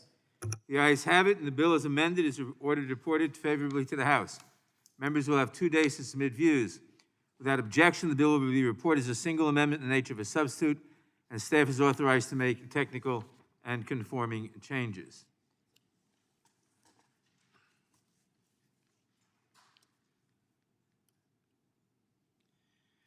Pursuant to notice, I now call up H.R. 2648, the Student Borrower Bankruptcy Relief Act of 2019, for purposes of markup, and move that the committee report the bill favorably to the House. The clerk will report the bill. H.R. 2648 to provide bankruptcy relief for student borrowers. Without objection, the bill is considered as read and open for amendment at any point. I will begin by recognizing myself for an opening statement. H.R. 2648, the Student Borrower Bankruptcy Relief Act of 2019, addresses head-on the manifest unfairness that student loans, unlike every other's unsecured debt, such as credit cards or auto loans, are effectively non-dischargeable in bankruptcy. We are in the midst of a growing crisis. Nearly 45 million Americans owe nearly $1.5 trillion of student loan debt, an amount that exceeds all outstanding credit card and auto loan debt combined. That amount has tripled since 2006. It will grow to $2 trillion just 2 years from now. Some people may like to think of student loan debt as a problem for the young, but that falsehood is belied by the data and by the experience of millions of adults and retirees still struggling to manage the student loans they took out decades ago. Today, there are 15.5 million people with student loan debt aged 40 or older, including 8.4 million people aged 50 or older and 3.2 million people over the age of 60. According to the Federal Reserve, today people aged 50 or over have more than $260 billion student loan debt. According to the Consumer Financial Protection Bureau, more than 40% of borrowers aged 65 or older are in default on their student debt. The reality for an increasing number of senior citizens is that they will bear these debts for the rest of their lives. This crisis affects us all, but it affects Black, Latino, and Native Americans more than others. Study after study has shown that minority borrowers take on more student loan debt, take longer to pay off that debt, and are more likely to fall behind or into default than white borrowers. In part, this is because they are more likely to take out predatory high-interest private loans to attend for-profit universities. One study found that these loans are so exploitative that they wipe out the long-term benefits of the education they pay for. The reality is that Americans across the nation are facing crushing student loan debt that is preventing them from increasing their incomes, purchasing homes, buying cars, getting married, and otherwise living the American dream. We must ensure that Americans are able to invest in their education and then go on to live productive lives without the growing burden of student debt pulling them down. The bankruptcy process is made for just this kind of crisis. It is an option of last resort, and the consequences of filing for bankruptcy are severe. But it also promises a fresh start so that people can get back up and on their feet and keep working and providing for their families. That promise rings hollow for many people, however, because student loans, the single largest type of consumer debt, are effectively immune from the bankruptcy process.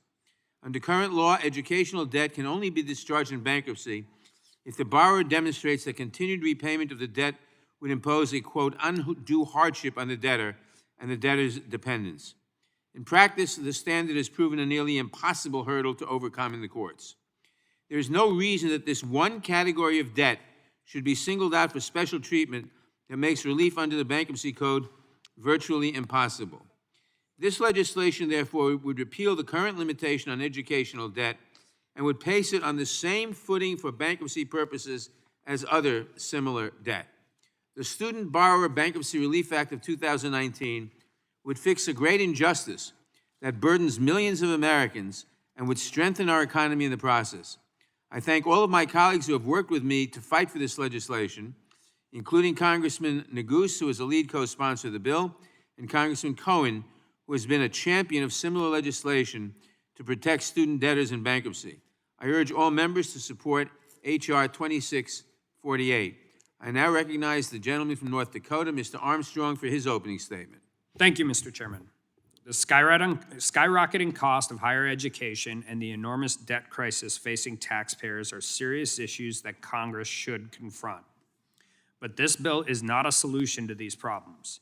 In fact, it makes these problems worse and puts our grandchildren and future taxpayers on the hook for borrowing that is happening today. H.R. 2648 will incentivize students to borrow large sums of money, knowing they may never need to repay them. The bill will further inflate the higher education bubble and burden taxpayers with the personal debts of individuals with college and graduate level degrees.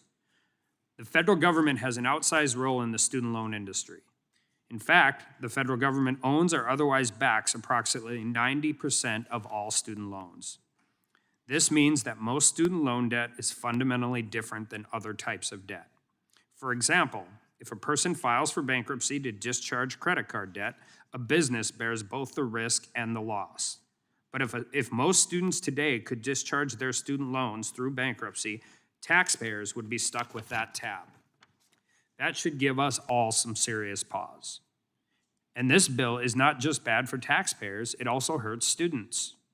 The thought of taking out loans they must repay forces students to face the hard but important decisions, like whether college is the right choice and how that choice will build the foundation for a successful career. But under this bill, instead of planning and working in school toward securing a good job and repaying their debt, students could more easily seek forgiveness of loans through bankruptcy. In other words, this bill disincentivizes students from choosing practical degrees that will allow them to build the foundation of a solid career. And the last thing we need right now is more philosophy majors patrolling the streets in what are mostly peaceful protests. H.R. 2648 will also directly undermine existing efforts to address the higher education bubble by making current loan forgiveness and income-based repayment programs less appealing. Rather than wait 10 years and engage in public service until loans are forgiven, for example, a student could file for a quick bankruptcy right after graduation. Another way this bill will undermine existing efforts to address the higher education bubble is by making it more likely that the student choose college instead of other vocational paths, such as registered apprenticeships and the trades. This will not only hurt students, it will also widen the skills gap that America is facing. H.R. 2648 does nothing to check rising tuition costs or check universities and colleges from taking advantage of students' access to taxpayer-backed loans. If a student discharges a debt through bankruptcy, the student's alma mater will still get paid. To address the higher education bubble and problems student debt creates, we have to address the underlying cause.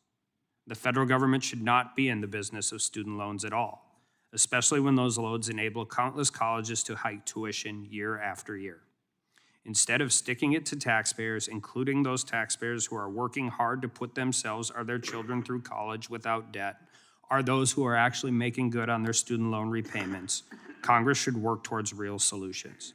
I urge opposition to this bill and I yield back. The gentleman yields back. I now recognize that objection. All other opening statements will be included in the record. I now recognize myself for purposes of offering an amendment in the nature of a substitute. The clerk will report the amendment. Amendment in the nature of a substitute to H.R. Without 2648. objection, the amendment in the nature of a substitute will be considered as read and shall be considered as base text for purposes of amendment. I recognize myself to explain the amendment. This amendment simply modifies the title of the bill to the Student Borrower Bankruptcy Relief Act of 2020 and makes no substantive changes to the bill. I urge all members to support the amendment, and I yield back the balance of my time. Are there any amendments to the amendment in the nature of a substitute? For what purpose does Ms. Jackson-Lee seek recognition? Mr. Chairman, I rise to strike the last word. Gentlelady's recognized. First, let me thank you. Thank you. First, let me thank you for your leadership on any number of these bills, and as well, my colleagues. If there's ever a more urgent, more desperate revision of the law, appropriately changing from 1998 when we took away this particular provision, it is now. Student Borrowers Bankruptcy Relief Act of 2020 is long overdue. I disagree with my colleague on the other side of the aisle. Frankly, I believe this legislation gives a lifeline to young people across America who just wanted to do the right thing. I hope they're listening. I know they wanted to do the right thing. They wanted to get a certificate in welding. They wanted to get an accounting degree. They wanted to be a nurse's aide. They wanted to be a nurse. They wanted to be a tech, an EMT. Maybe they wanted to go on to get a law degree, to be a teacher, to be a scientist, to be an astronaut. Young as they were, many of them already independent, sought opportunities to do the right thing. But unscrupulous institutions took advantage of them. I see them all the time. The Student Borrower Bankruptcy Relief Act of 2019, which, like other forms of consumer credit, would make all student loan debt dischargeable in bankruptcy by repealing from the Bankruptcy Code Section 52388, which currently prohibits educational debt from being discharged unless the debtor demonstrates that continued repayment of the debt would impose an undue hardship on the debtor and the debtor's dependents. I can assure you, I've seen these students. It represents an undue debt, and it has stopped them from buying homes, from getting a job, from carrying on with their life, from being a contributing American. Especially for individuals and their families, the fundamental promise of American bankruptcy is a fresh start. Do you not think that a 22-year-old, a 25-year-old, a 30-year-old needs a fresh start when they had good intentions? I think that is a best part of what America is. It allows them to become a contributing member of society, paying their taxes, getting work, and building their family. As the Supreme Court has repeatedly explained, a central purpose of the Bankruptcy Code is to provide a procedure by which honest but unfortunate debtors can reorder their affairs, make peace with their creditors, and enjoy a new opportunity in life with a fair field for future effort, unhampered by the pressure and discouragement and depression of pre-existing debt. The Fresh Start is animated by both principle and public policy. The power of the individual to earn a living for himself or herself and those dependent upon himself or herself is in the nature of a personal liberty quite as much, if not more, than it is a property right. These are innocent persons, not large corporations, not our president, who time after time utilize the bankruptcy code for mistakes made. These are persons who just simply wanted to get an education. To preserve its free exercise is of the utmost importance, not only because it is a fundamental private necessity, but because it is a matter of great public concern. That is the individual right that comes under bankruptcy. And this is for the individual, not for large corporations, which still have the right to file either under 11 or 7. The Fresh Start has been explained as an important form of insurance against complete ruin and economic second chance, which acts as a safety valve in our capitalist society that benefits both families and the broader economy. Consumer bankruptcy protection has been shown, for example, to improve families' employment, their health, and financial prospect, to reduce unemployment during a recession, and contribute to the GDP growth. The Fresh Start is not a free ride. Individuals and families have two paths to go. First, Chapter 11, which allows the debtor to make a clean break. But in this instance, the second path is Chapter 13, which allows a debtor to keep her assets or his assets if she can pay off her debts and work over a 3 to 5 year period. I support this legislation because it is extremely important for a fresh start to do it right, to do it legally, and to be able to get our families back on their feet and to acknowledge that they too are part of the American dream. I know that they will not take advantage of it. I've seen them in my office, and I know all they want to do is to stand on their feet. I ask my colleagues to support this legislation and very glad to be a co-sponsor of H.R. 2648. I yield back. The gentlelady yields back. For what purpose does Mr. Tiffany seek recognition? Mr. Chairman, I have an amendment at the desk. I reserve a point of order. The gentleman will, clerk will report the amendment. Amendment to the amendment in the nature of a substitute to H.R. 2648, ordered by Mr. Tiffany of Wisconsin. Strike Section 2 and Without insert the objection, following. the amendment is considered as read. The gentleman will speak on his amendment. Thank you, Mr. Chairman. Mr. Chairman, my amendment would deny any relief under the provisions of this bill to any person who has been convicted of an offense arising out of the violent rioting and looting that has gripped too many of our communities over the last 6 months. Organized anarchist groups like Antifa have been engaging in systematic criminal activity, including assaults, widespread property damage and destruction, repeated looting, and attacks on law enforcement and others. They have devastated communities in my state, Kenosha, Madison, Milwaukee, as well as neighborhoods just over the border in Minnesota, and have left them in ruins. These are not mostly peaceful protests, as some would have you believe, and Antifa is not a myth, Mr. Chairman. These are predatory assaults on civil society and our way of life, and they are very real. Garrett. They are designed to spread terror and chaos, to destroy businesses, and to shake the very foundations of our country. First, it was Minneapolis and Atlanta, then Portland and Seattle, then Milwaukee, Madison, and Kenosha. Tomorrow, it could be yours. Come in here. Americans should not tolerate this lawlessness, and taxpayers definitely should not be funding it. Putting taxpayers on the hook to discharge the student loans of foot soldiers of Antifa and other like-minded groups who are causing all this destruction and harm to our neighborhoods makes no sense. Law-abiding taxpayers in Democrat-run cities are already being asked to bear a huge monetary and human cost associated with this anarchy. Asking them to pick up the tab for the perpetrator's student loans on top of that simply adds insult to injury. I ask for a yes vote on my amendment, and I would like to ask for a roll call, Mr. Chairman. I yield the rest of my time back. Mr. Chairman. Gentlelady is recognized. Mr. Chairman, I am not sure of the germaneness or the constitutionality of this amendment, but I withdraw my point of order. The point of order is withdrawn.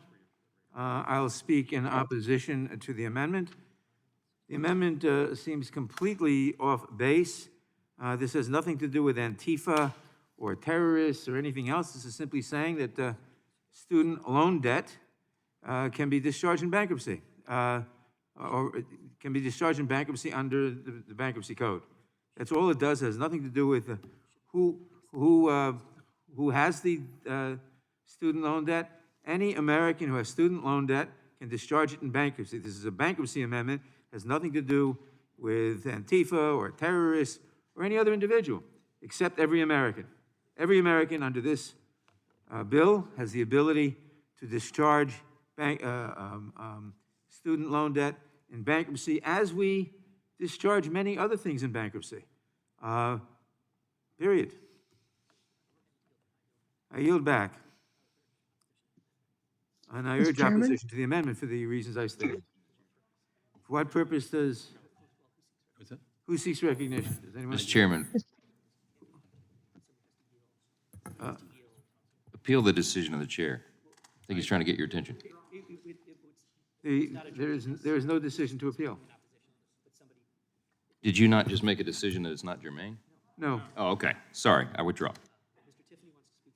Mr. Chair, Who seeks recognition? it's Congresswoman Debbie Lesko from Arizona. For what purpose does Ms. Lesko seek recognition?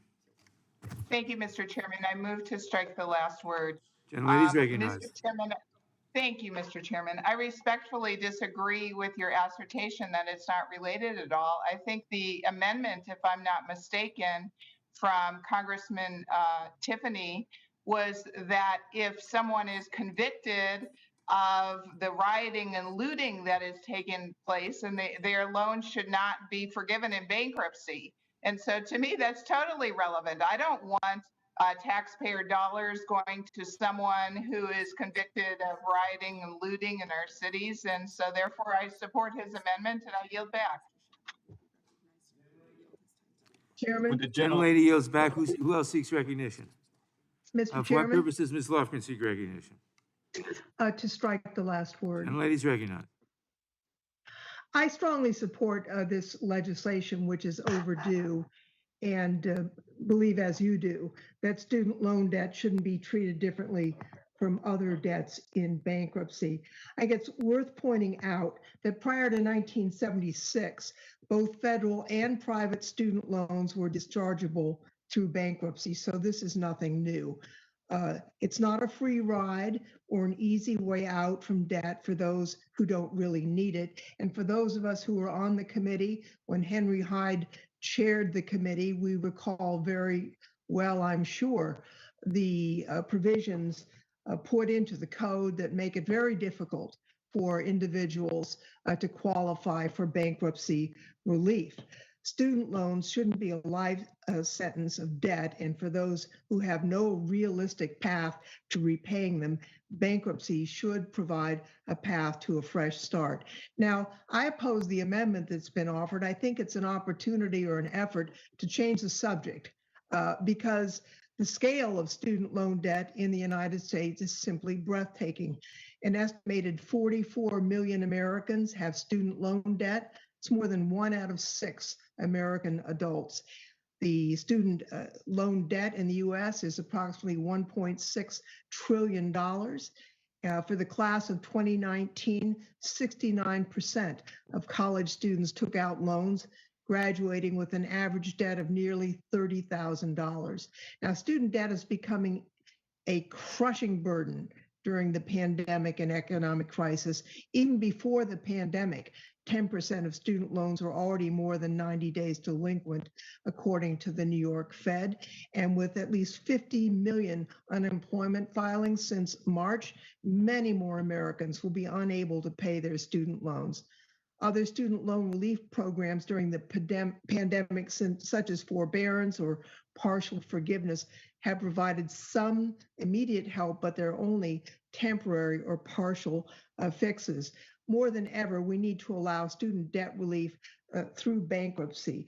I think that the amendment is trying to give an excuse why people would not support this necessary measure, because Americans who are just being crushed by this debt and faced with a Department of Education that absolutely refuses to engage in forbearance or partial forgiveness provisions based on the emergency provisions that are already in the code, those Americans are being crushed. They're not able to buy houses. They're postponing marriage and family The gentlelady life. yield.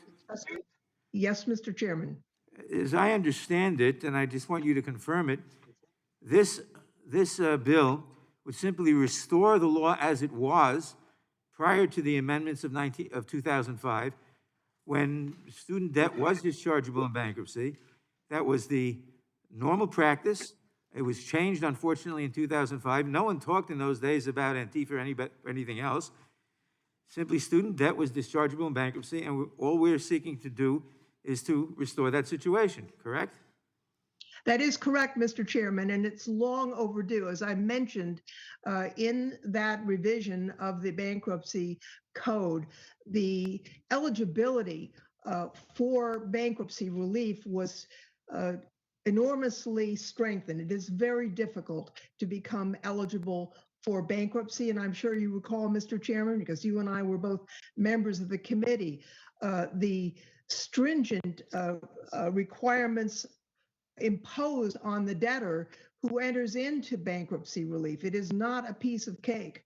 So, many have talked in the country about how do we provide relief for the crushing burden of student debt. An obvious way is this bill, because we have a screen for those who are really in need, and that's the bankruptcy code and the bankruptcy provisions. So this is no giveaway. This is an opportunity to provide relief to those in need.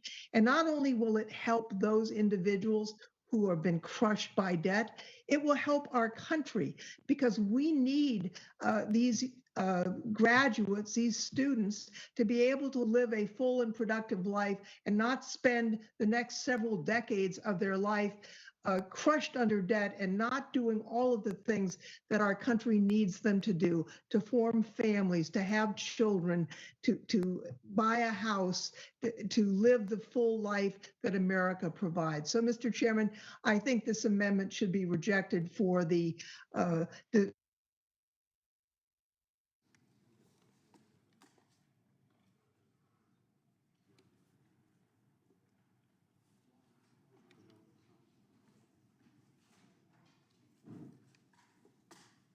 Ms. Mr. Lofgren, Chairman? we can't hear you, ma'am.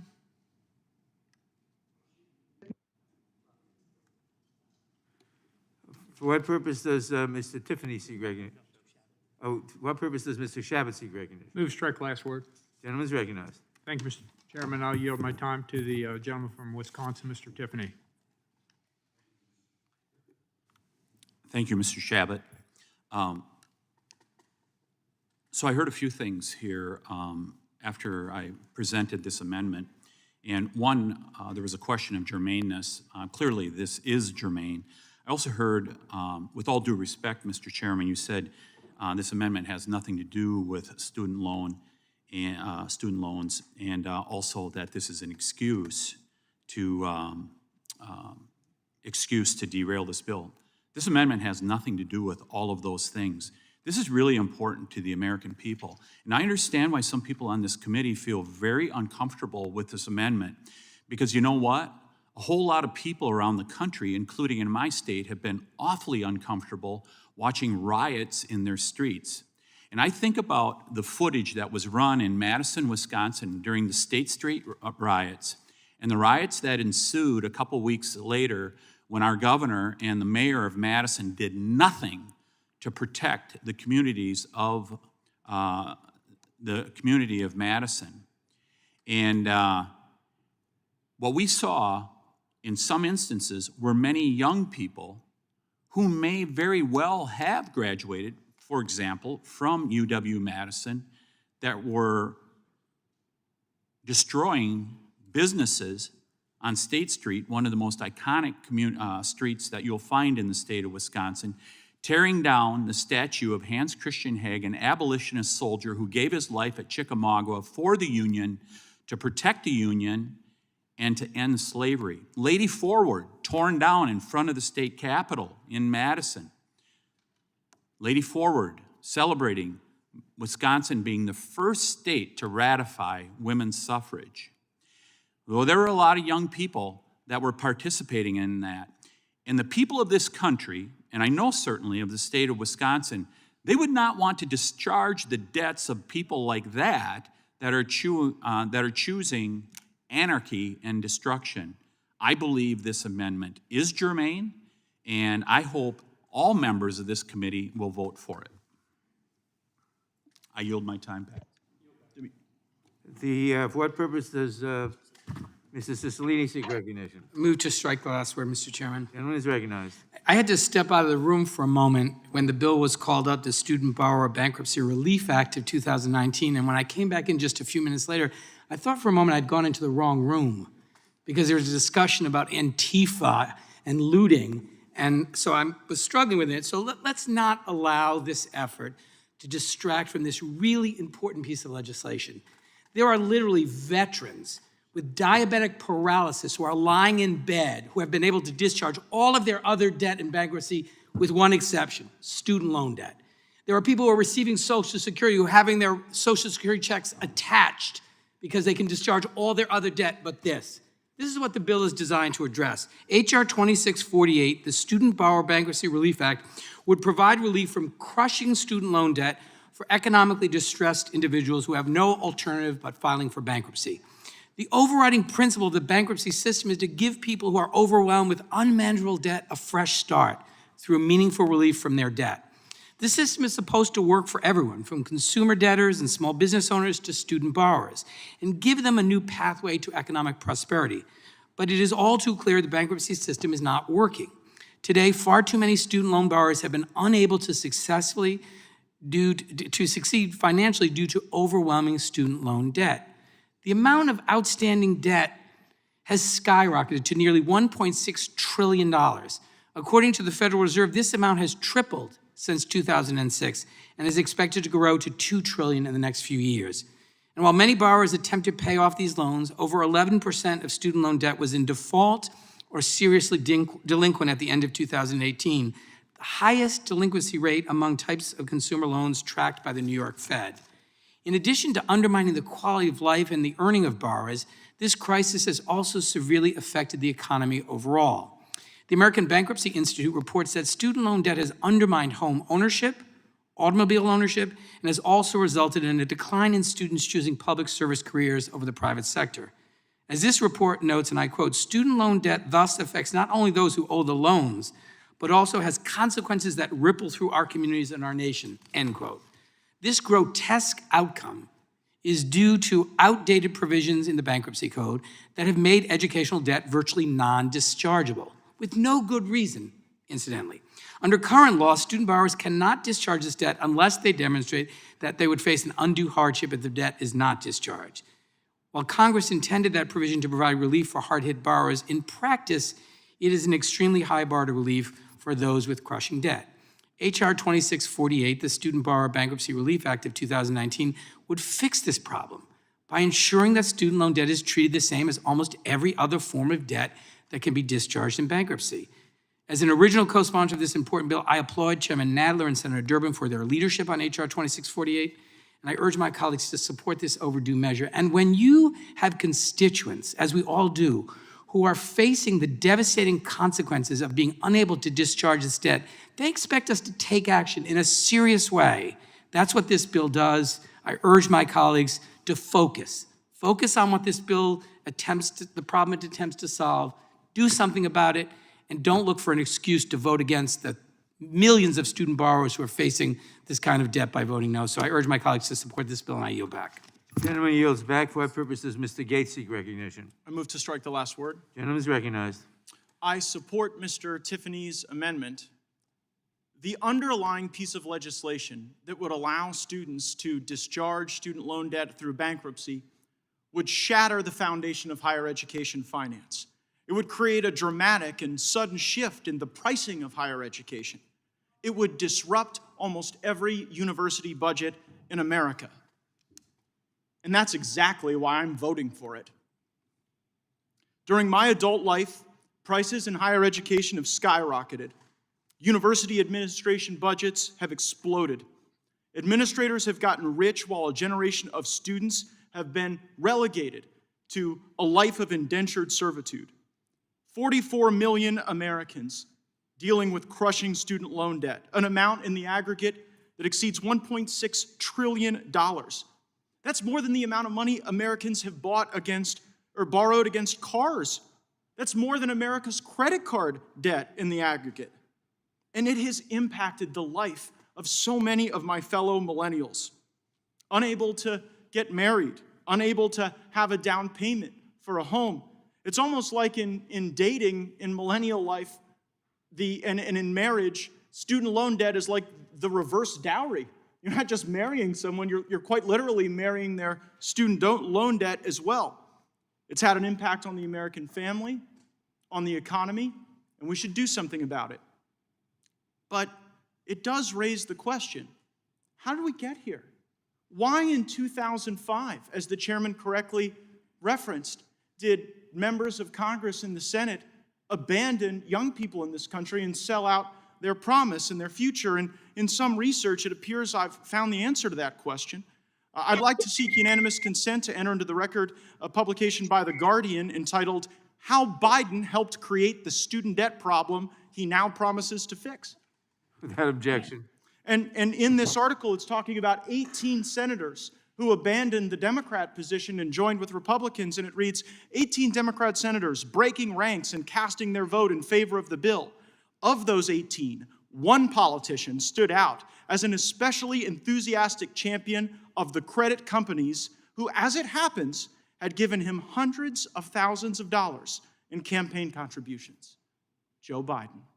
And that sentiment, the linkage of these problematic campaign donations in exchange for voting against young people and students, is also reflected in the Cleveland Plain Dealer. I ask unanimous consent to enter into the record the piece entitled, "How Joe Biden Helped Inflame the Student Loan Debt Crisis." Without objection, would the gentleman yield? I have a few more points to get through and then be honored to.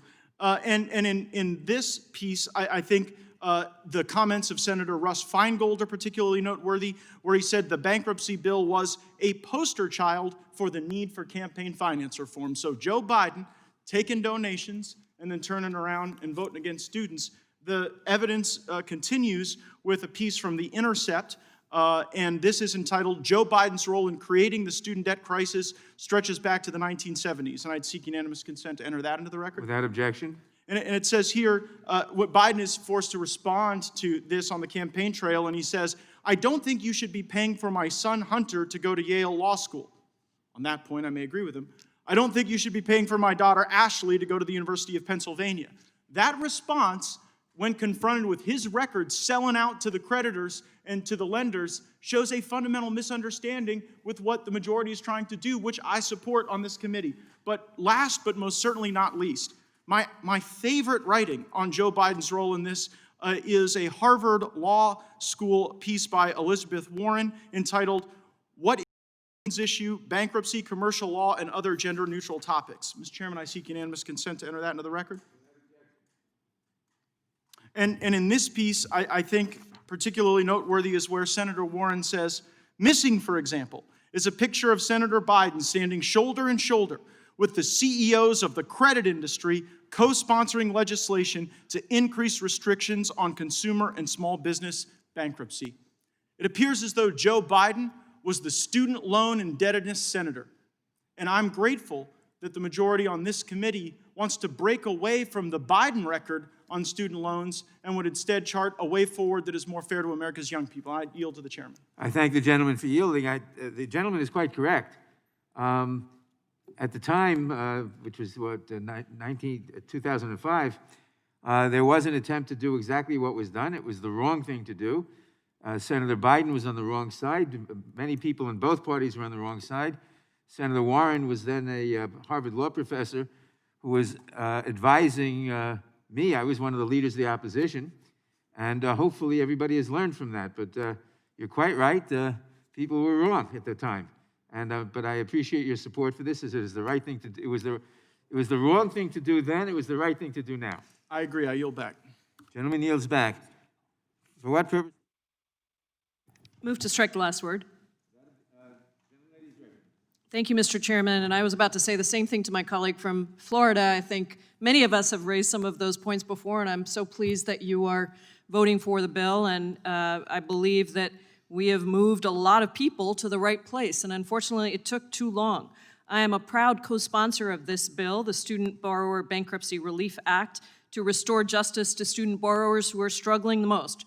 Our nation has a student debt crisis that oppresses young people of color, low-income and middle-income families, shuffling them out of the benefits that American higher education can and should offer to everyone.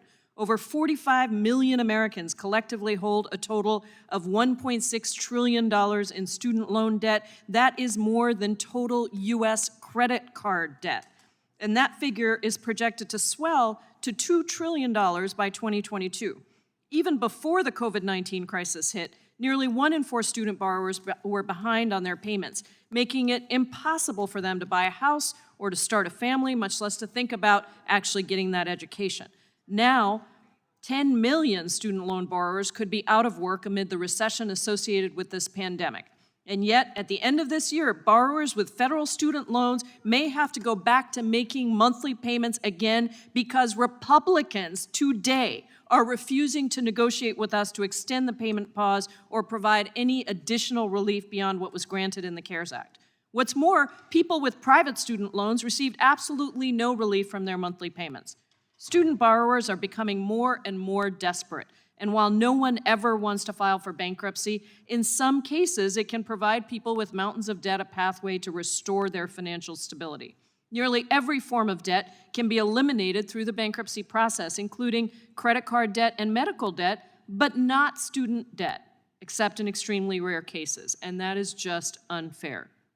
What's more, when big businesses fall on hard times, they can take advantage of the relief that bankruptcy offers. They can eliminate debts owed to creditors, reorganize, and spring back, refreshed, renewed, and ready for a second or third chance. In fact, our president has taken advantage of this quite a few times. But when normal people with student loan debt fall on hard times, they have no opportunity to seek the same relief.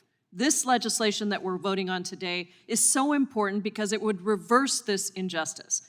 For the first time in over 40 years, student loans would be treated like nearly all other forms of unsecured debt. For those student borrowers who have no realistic path to pay back their crushing student loan debt, this would give them an option to help them get back on their feet. My Republican colleagues may argue that people who have the means to repay their student debts must do so. But we are talking here about those who do not have the means. Think about the young woman who is the first in her family to go to college. She works part-time throughout college, but she still has to take out loans to afford the ballooning cost of higher education in this country. After years of making on-time payments, she gets unlucky. Her kid is diagnosed with cancer, or a wildfire destroys her home, or she loses her job due to corporate downsizing. Shouldn't she have the same access to relief as big corporations? This bill is critically important, and I'm proud to be voting in favor of it today. But I also believe we have to go farther to truly address the severity of this student debt crisis, especially with the class of 2020 graduating into the worst job market since the Great Depression. And that's why I've introduced the College for All Act to do right by our young people and make public universities free and allow people to refinance their debt. And that's also why I support Representative Omar's Student Debt Cancellation Act to cancel all federal and private student loans taken out since 1965 within 6 months of the bill being signed into law. And economists have looked at that bill and seen how much it will actually jumpstart our economy to get this debt out. We need to be looking at serious, bold solutions to address the severity of our student debt crisis. Eliminating student loans in bankruptcy is a critical first step, and I urge my colleagues to support the bill. I yield back. Gentlelady yields back. For what purpose does Mr. Armstrong seek recognition? Move to strike the last word. Gentleman is recognized. I agree with just about everything my friend from Florida said, other than that voting for this bill will have that outcome. And the reason is I have a little more, it's either faith or cynicism, I'm not sure which, in how institutions and how this will work. Cost of higher education's gone up by about 25% over the last decade. And there are a lot of different reasons for that. There's cost of living, there's cost of compliance, but the two most important things, which this bill does nothing to address, is cuts to higher education at the state level and the overinflated bureaucracy that exists in administrations. Because I do know this, that 25% increase hasn't been delivered to professors and it hasn't been delivered to students. And without dealing with those core issues, this bill will continue to exacerbate the problem, because there is nothing in here that will incentivize a college to reduce their tuition increases. And without doing those things, we are going to continue to see that. And when you know that you can discharge, when you can discharge those student loans, we also have to run into the nuances of who is getting these loans. Every kid in this country who wants a higher education deserves to get one. One of the reasons that occurs is because of how student loans exist. And there are lots of problems with this, and I believe it is a crisis that is coming home and we are facing. But by simply just discharge, or by allowing these discharge or forgiveness of student loans without putting any guardrails on the cost of higher education or how that occurs. There are a lot of people that make decisions to forego a high tuition university for a lower tuition university. There are a lot of people, earlier it was mentioned about welding and accounting, but even in this job market and where we're at, those types of jobs tend to work forward. We don't make any distinctions about which ones of these things we deal with or how we deal with them. All we do is go to the lowest common denominator. But there's nothing in this bill that ensures that we will hold the cost of higher tuition increase. And as we continue to move forward this, I think what ends up really happening is the people we're most trying to help, we are going to hurt. And so, do you want some time? Yeah, well, the gentleman. Absolutely. For a colloquy. So if students are able to discharge, I see what you're saying, that the bill doesn't say bureaucracy has to be cut.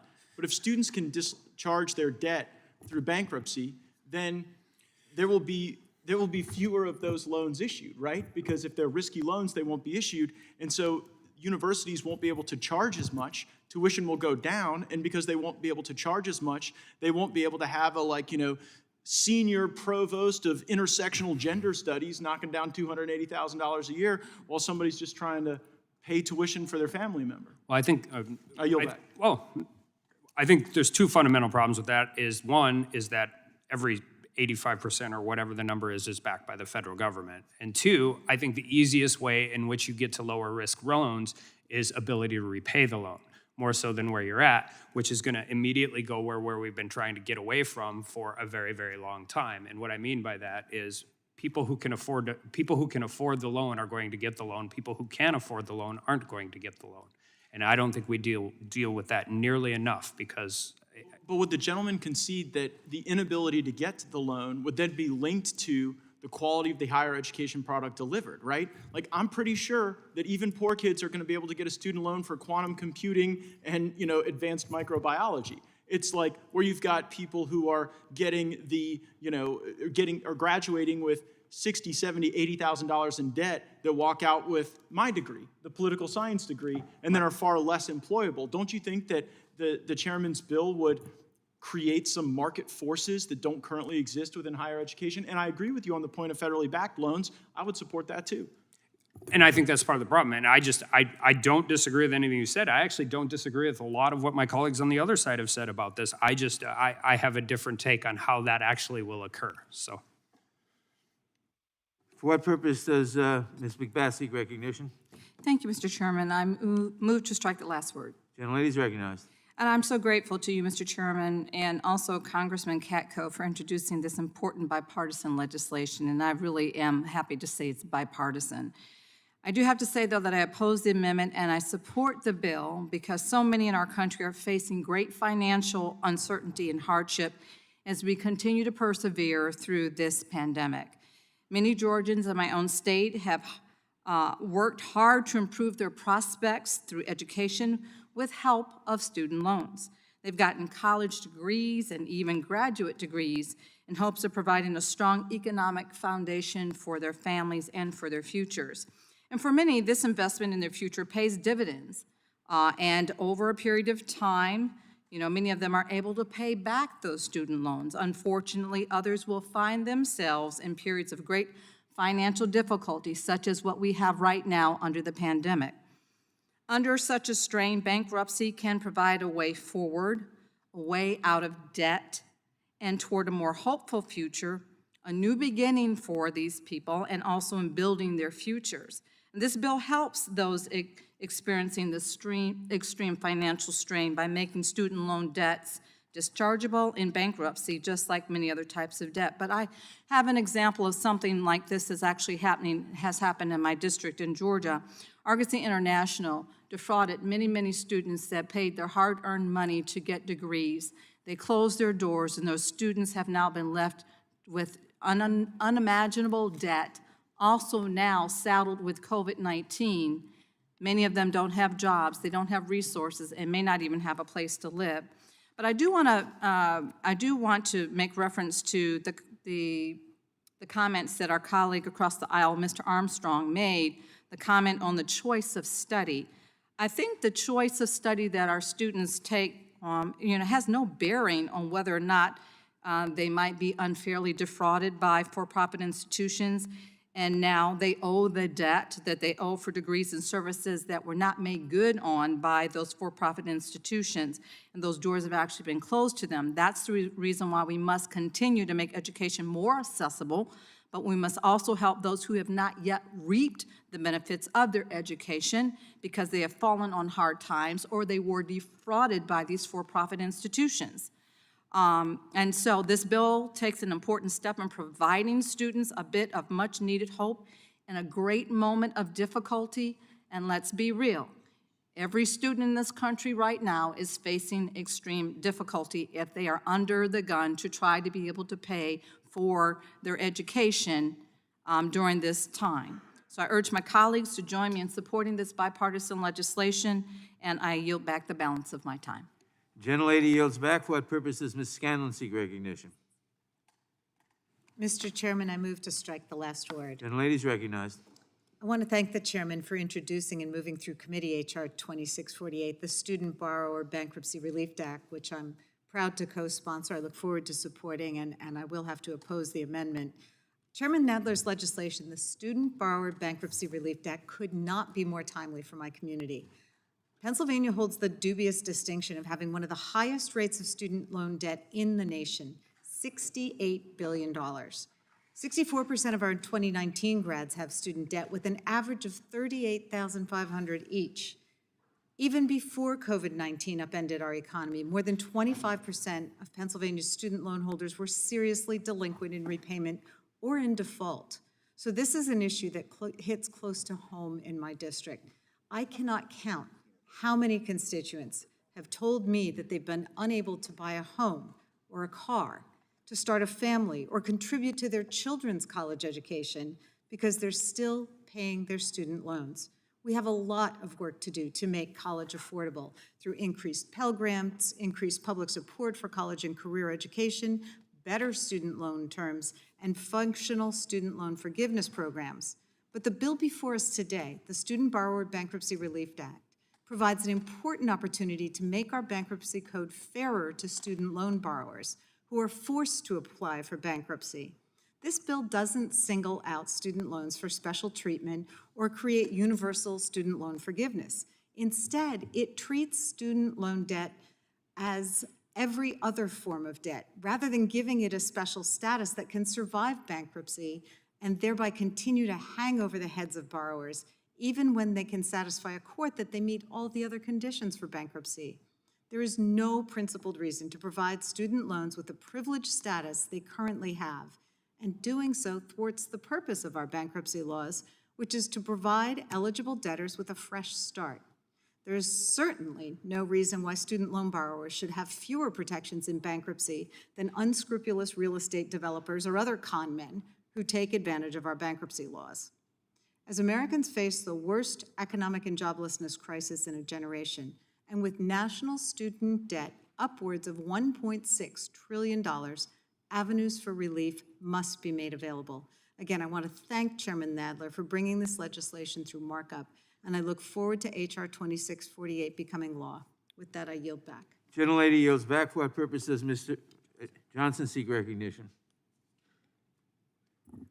I move to strike the last word. Gentleman is recognized. Thank you, Mr. Chairman. I move in opposition to the amendment and in favor of the underlying legislation.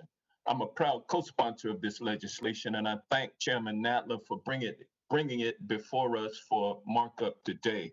For years now, people have been dying of old age, still owing the federal government for student loans they took out to try to better their lives. Even worse, private student loans don't get discharged when you die, which leaves predatory private lenders free to go after the spouses, children, and grandchildren who inherit their loved ones' unpaid student debt. It's hard for the American people to believe that my friends on the other side of the aisle stand unified in their support for a corporation's ability to bankrupt out of their pension obligations to their employees, but they oppose unanimously a student's ability to discharge their student loan debt in bankruptcy. Well, maybe not unanimously. Maybe there are a couple who support this legislation. It is bipartisan. But it's not right, Mr. Chairman, that a student tricked into taking out a loan to attend Trump University can't bankrupt out of the loan when they discover that their Trump University diploma is worth less than the paper it was written on. But yet, Mr. Chairman, corporations can go bankrupt and forever avoid their obligation to pay their share of their employees' pensions. And they do that with impunity. It's not right. And then to hear my friends on the other side of the aisle cry out in anguish about the impact of a student discharging student loan debt in bankruptcy and that falling on the taxpayers. But when corporations leave taxpayers holding the bag when they discharge their pension obligations, it is perfectly fine with them, because I guess it's okay when a self-proclaimed billionaire like Donald Trump only pays $750 in income taxes. Education is more expensive today than it has ever been before. According to the U.S. Department of Education, between 1992 and 2012, the average amount owed by a typical student loan borrower who graduated with a bachelor's degree was more than double, to a total of nearly $27,000. Not to mention the out of control cost increases by the private for-profit college racket. When Trump was forced to settle the fraud complaint against Trump University for $25 million shortly after he took office as president, it enabled 7,000 defrauded students to get back $35,000 apiece. So tuition is expensive. And as the cost rises, the opportunity to go to college or graduate school has become increasingly reserved for the wealthier in our society. For some, their families were lucky enough to be able to save enough to pay for school, but others are left with the weight of deciding whether to take out loans or skip higher learning to bet against their futures or jeopardize their career prospects.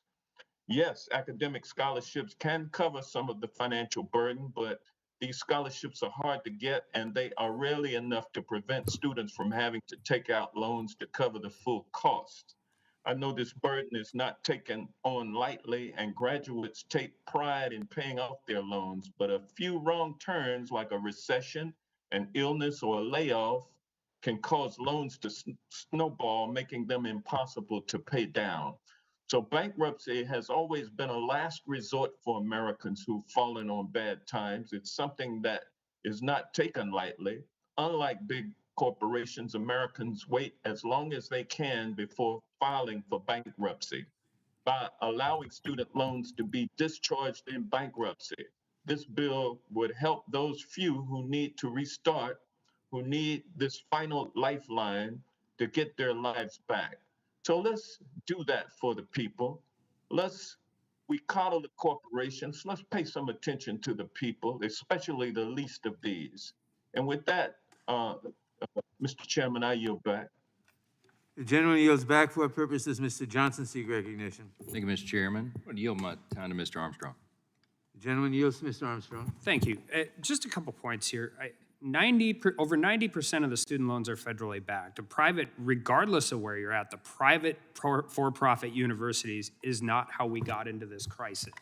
And this is homegrown at the University of North Dakota State University, Harvard, not Harvard, but University of Michigan, all across the country. And so to keep using that straw man is disingenuous and is not getting to the root of the problem, which is, it's not that I don't agree, don't agree that this is coming to be a crisis. It's a part of the solution. But the other thing I want to just say, and this is to my colleague, Ms. McBath, we understand that, but if you are taking out $120,000, I'll use myself as an example because I have an undergraduate psychology degree. If I wouldn't have went to law school and decided not to go to school, an undergrad psychology degree without a graduate study essentially qualifies you to do what I did in college, which was bartend, which was the best job I ever had. But if you're going to a high-end university taking $80,000 to $100,000 a year for a loan into a degree field that doesn't pay that kind of money, it is not just bad circumstances that can put you into these kinds of troubles. Combined with, this bill does nothing to hold any guardrails either on the increase of tuition or the lack of funding from states who do this. So without some of those guardrails in place, it's not that I don't have a complete sympathy for what we're trying to do.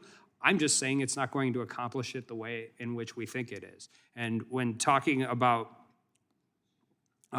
when we go back to unions and labor and all of those different things, by making college more attractive by the ability to discharge your loans, you actually make the trades and those types of things less attractive to go into. And as we're developing into a 21st century workforce and economy, we want to make those jobs more attractive, not less. So with that, I will yield back to my friend, Mr. Johnson. Would the gentleman yield? I will, sure. I guess the question I have for my distinguished friend from North Dakota, with whom we often agree, unfortunately disagree on this particular subject, is, so it is his position that there are prospective students out there who are going to decide whether or not to pursue an apprenticeship versus a liberal arts degree that may cost them, upwards of $100,000, based solely on the fact that they can file for bankruptcy years from now, if in fact they are unable to pay that debt? Is that's why you oppose this bill? No, at the macro level, that's not what I'm talking about. At the micro level, that's not what I'm talking about. But making college overall generally more attractive chases people out of those types of things. Listen, I grew up in the age where everybody, my parents' generation grew up where everybody needed a high school degree. I grew up in the age where everybody needed a college degree. And those conversations need to start occurring in a different way. But there's no doubt that when you do something like this there's two things that happen here. We do nothing about decreasing the cost of higher education, and it makes it easier and more attractive for students to go to higher education. And that is actually true. And I'm not saying that's a bad thing. Again, I'm saying I want anybody who wants to go to college to be able to go to college. But I think we should be realistic about what choices they make and make those choices available for certain people. Thank you both, gentlemen. It's a fascinating discussion. I think it's an important issue. And I would just note here that it's one that we need to talk about further. In our group, the Republican Study Committee, we released a report last week, the American Worker Report, where we talk about a lot of policy recommendations to break this bachelor's or bust mentality that I think is contributing to a lot of these problems. But this is a thoughtful discussion, and I just want to go on record once more in the few seconds I have remaining to support this amendment, because I think it makes good sense, and I think if we polled the American people, I think most people would agree. If somebody's going to engage in lawlessness and tear down a community, they should not be have the benefit of the government's assistance further down the road. So it gives people something to think about. I strongly support the amendment. Would the gentleman yield? Be happy. Would the gentleman yield? Be happy to. Yeah, I have a question for the author of the amendment. Does it apply to the right-wing thugs like Mr. Rittenhouse, who go to these rallies and disrupt the peaceful demonstrations? I'll yield to Ms. Tiffany to answer, but I'll tell you that my vote would be for all thugs. I think we ought to punish them all. I'll yield to Ms. Tiffany. You want to answer that? Yeah, thank you. Anyone that commits lawlessness in the streets, they should, if they're looking to get their loans discharged and they're convicted of rioting and looting, they should not receive that benefit from the taxpayers of the United States of America. Well said. The gentleman's time is expired. The gentleman's time is expired. The gentleman's time is expired. For what purpose does Ms. Dean seek recognition? Thank you, Mr. Chairman. I move to strike the last word. Gentlelady is recognized. Thank you, Mr. Chairman. I rise in opposition to the amendment and in support of the underlying legislation, H.R. 2648. And I do that as someone who taught at a university for 10 years, also as a mother to college students. Student loan debt in America passed the $1.5 trillion mark this year. In my home state of Pennsylvania, as my good colleague has talked about, there are 1.8 million people who have collective $60 million in student loan debt. In the past few decades, We sold the American people a dream. If you go to college, you'll be able to get a good-paying job and join our country's storied middle class. The reality is alarmingly different. The cost of a college education continually increases, wages have been stagnant, the job market has experienced enormous shocks, both in the Great Recession and now during the COVID-19 pandemic. The class of 2018 was graduated with an average student loan debt of more than $29,000. And we know that the largest concentration of student loan debt, over $620 billion, is among young Americans under the age of 34. Is it any wonder, then, that marriage rates are down, home ownership is down, childbirth rates are down? Our economy is de-incentivizing the American dream with the burden of debt. Now, no one is saying that student loan debt is the sole cause, but it is undoubtedly a crisis and a significant factor in the malaise sweeping our middle class. I am a former college professor. I'm proud to co-sponsor Chairman Nadler's Student Borrower Bankruptcy Relief Act. Making student loan debt dischargeable in bankruptcy will not solve our country's problem with the cost of education, but it provides a measure of relief to those most harmed by this crisis. In the end, I'd also like to address the contents of this amendment, which I find extraordinarily puzzling. Why don't we focus on the matter at hand? Giving Americans the ability to pursue an education without facing debilitating financial burden. Education is important for so many reasons, but particularly for our civic life, for the health of our democracy. As we have seen in the past few years with the March for Our Lives, the civic response at airports following the extraordinary Muslim ban, or most poignantly in racial justice protests that were so shockingly disrupted at Lafayette Square by this administration and agents of this administration, we should be making it easier for Americans to learn, to grow, and to become civic-minded, contributing members of our society. I look forward to voting for this bill, continue to work with urgency with my colleagues, and I urge a yes vote on the bill and no vote on the amendment. With that, I yield back. Gentlelady yields back. For what purpose does Mr. Nagu seek recognition? Move to strike the last word. Gentleman is recognized. Thank you, Chairman Nadler, for your leadership and for bringing the Student Borrower Bankruptcy Relief Act bill that I'm proud to co-lead with you to Markup today. And I also want to express my thanks to Congressman Katko, as well as, of course, Senators Warren and Durbin, who are leading the bill in the Senate. It's undeniable, and I think my colleague from Pennsylvania did a terrific job articulating that we have a student loan debt crisis in this country, with nearly 45 million Americans, including more than 700,000 Coloradans, shouldering $1.5 million in student debt. We must, in my view, take immediate action to help lessen the immense burden. For too many Americans, far too many, rather, Americans are defaulting on student loans, nearly 1 million borrowers every year, as student loan debt becomes the fastest growing source of household debt in the United States. And this isn't just a problem that affects young people. The burden is not on one generation, nor is it an issue for one portion of the population. It is multi-generational, impacting all demographics and in every corner of our country. And certainly that's the case in Colorado, where 1 in every 4 middle-aged Coloradans and nearly half of all young adults in my state owe student debt.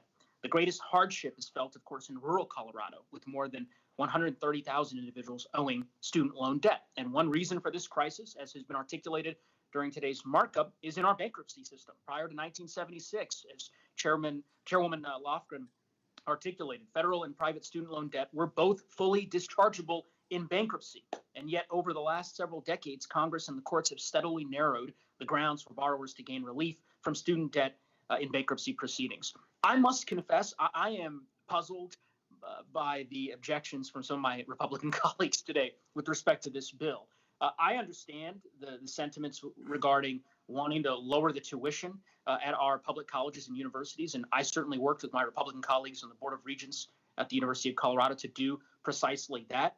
But the notion that providing this option to students who are underwater with respect to their student loan debt to be able to pursue this option in bankruptcy somehow is going to incentivize folks to take out massive amounts of student loans only to then reap the negative consequences associated with filing for bankruptcy.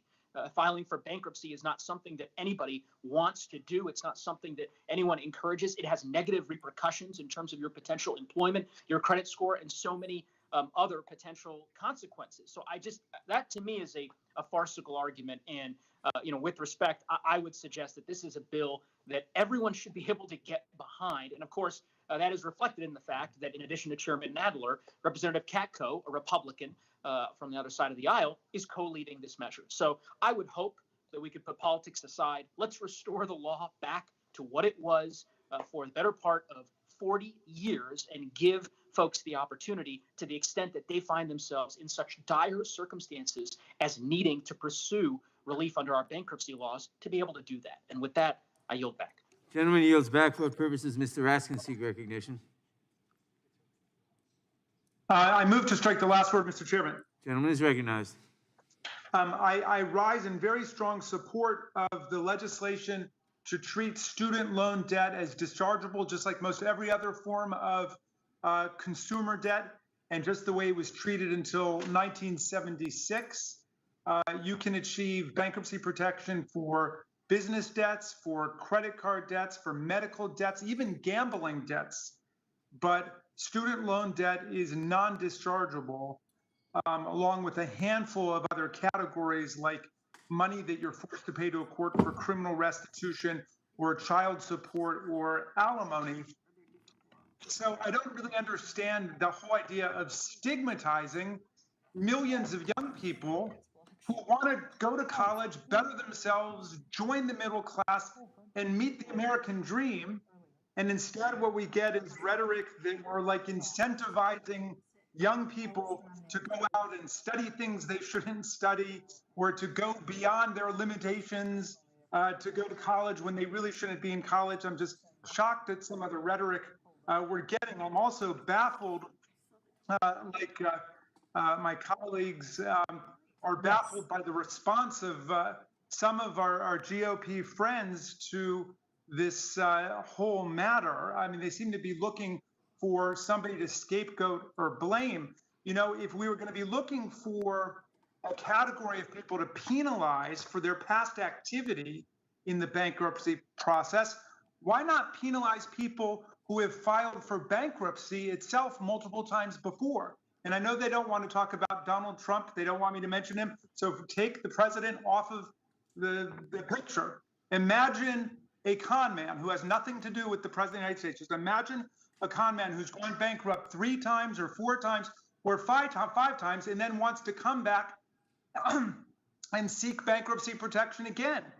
And yet, no, I don't see any amendments on your part to try to deny that person the protection of the laws, even if that person pocketed millions of dollars on the way out as he or she looted the workers of a particular business. Now, there's this, I understand the amendment, let's just call it the Kyle Rittenhouse amendment, and thank you, Mr. Johnson, for getting some clarity on what we're talking about, because the amendment does say, I think it certainly covers Mr. Rittenhouse. I don't know if he inspired it, but it says you're not covered if the debtor has been convicted of an offense arising out of activity related to looting or rioting.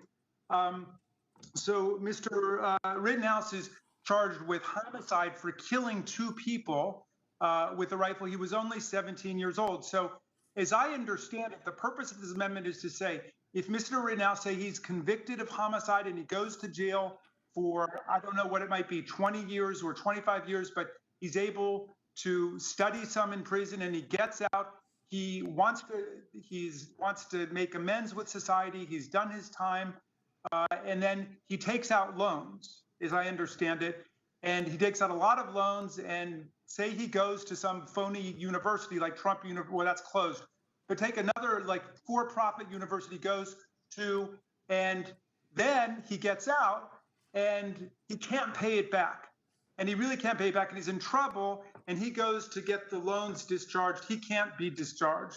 And I suppose, I mean, it's such an extreme set of hypotheticals that you posit to us with the Rittenhouse Amendment, Mr. Tiffany, but if you would generally say that anybody convicted of a crime, just take any ordinary criminal, Michael Flynn or Paul Manafort or Michael Stone, or anybody, Roger Stone, anybody who's been convicted of a crime cannot achieve the benefits of bankruptcy protection. Then I think you've got a more interesting case there, and I think we could debate that philosophically, but I don't know why you would target one small category of people like Kyle Rittenhouse who get into trouble because they decide to assault someone or kill people the way a lot of the Boogaloo Boys or the Proud Boys have done at these protests. By the way, here's an article I'd like to submit for the record, Mr. Chairman.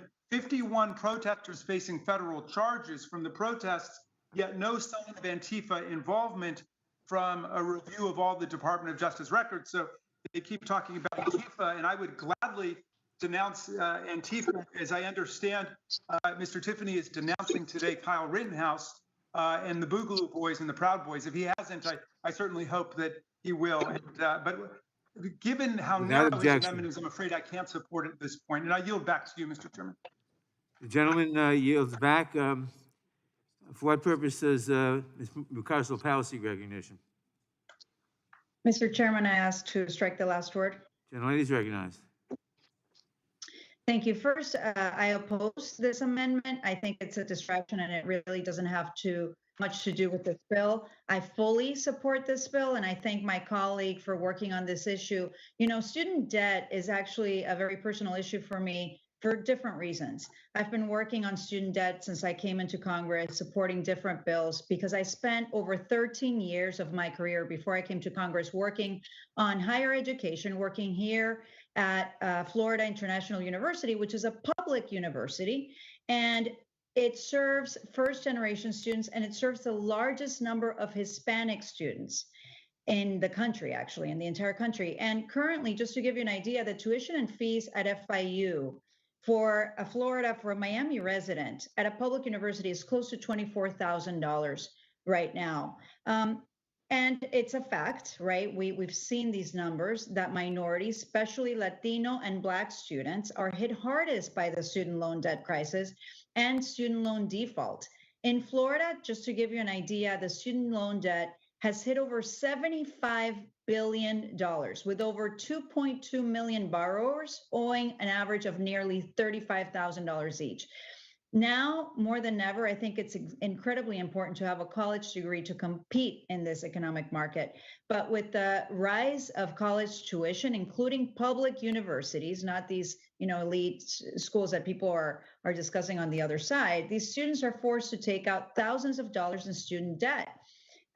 They're unable to find gainful employment afterwards, especially right now during a pandemic, to be able to pay off these loans. Now, I know that most of the members in this committee agree that this crushing debt is preventing students, once they graduate, from purchasing their homes, providing for their families, and being able to just fulfill their dreams here. And though I do agree that filing for bankruptcy should be a last resort, and we need to make sure that we have some safeguards to that. We have to also make it available to those borrowers without a path to pay off their debt, so that they can get back on their feet. And lastly, I want to point out the hypocrisy of my colleagues on the other side of the aisle. They're happy to allow major corporations to write off huge amounts of debt without protecting tens of thousands of workers. But then they're fighting to prevent students from discharging student loan debt in bankruptcy. It just makes absolutely no sense. I think that this bill is necessary. It's a good bill to support, especially during the times that we're facing currently. We owe it to the millions of students that have done all the right things just to be able to have a degree, graduate, and make a living. And I yield back. The gentleman, the gentlelady yields back. The question occurs on the amendment. Those in favor say aye.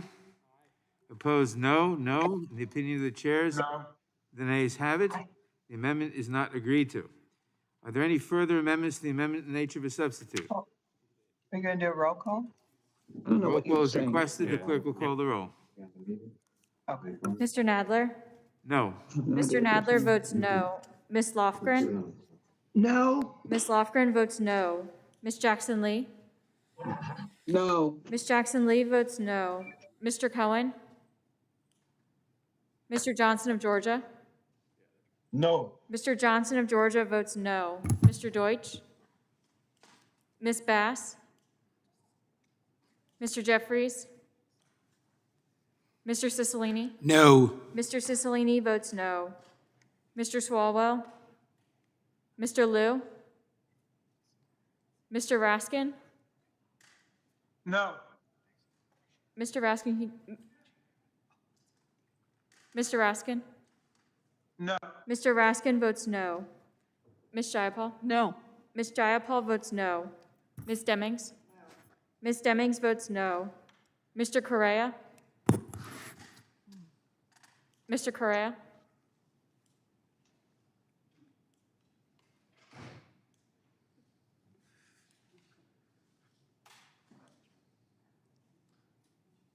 Mr. Correa, you're on mute.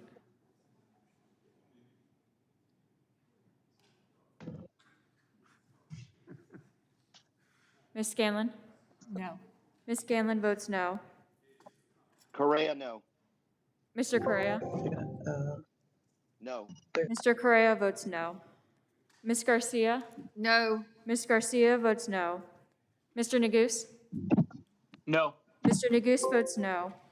Ms. McBath? Ms. McBath votes no. Mr. Stanton? No. Mr. Stanton votes no. Ms. Dean? No. Ms. Dean votes no. Ms. Mucarsel Powell? No. Ms. Mucarsel Powell votes no. Ms. Escobar? Mr. Jordan? Mr. Sensenbrenner? Mr. Shabbat? Mr. Gomer? Mr. Collins? Mr. Buck? Mr. Gates? Oh, Ms. Roby? Mr. Gates? Mr. Johnson of Louisiana? Mr. Johnson of Louisiana votes yes. Mr. Biggs? Mr. McClintock? Ms. Lesko? Aye. Ms. Lesko votes aye. Mr. Rechtenthaler? Mr. Klein? Mr. Klein votes aye. Mr. Armstrong? Mr. Armstrong votes yes. Mr. Stube? Mr. Tiffany? Mr. Tiffany votes aye. Ms. Bass, how do you vote? What are we voting? Ms. Bass, how do you vote? Ms. Bass, you're on mute. Vote. Ms. Bass?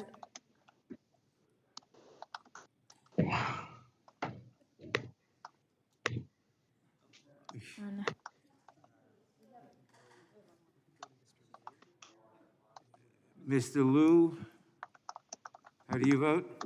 No. Mr. Liu votes no. Ms. Escobar, how do Did you you vote? guys hear me? Ms. Escobar votes no. Were you able to hear me earlier? Ms. Bass, no, we How were am I not. recorded? Oh, I'm sorry. I vote no. Ms. Bass votes no. Has everyone voted who wishes to vote? Clerk will report.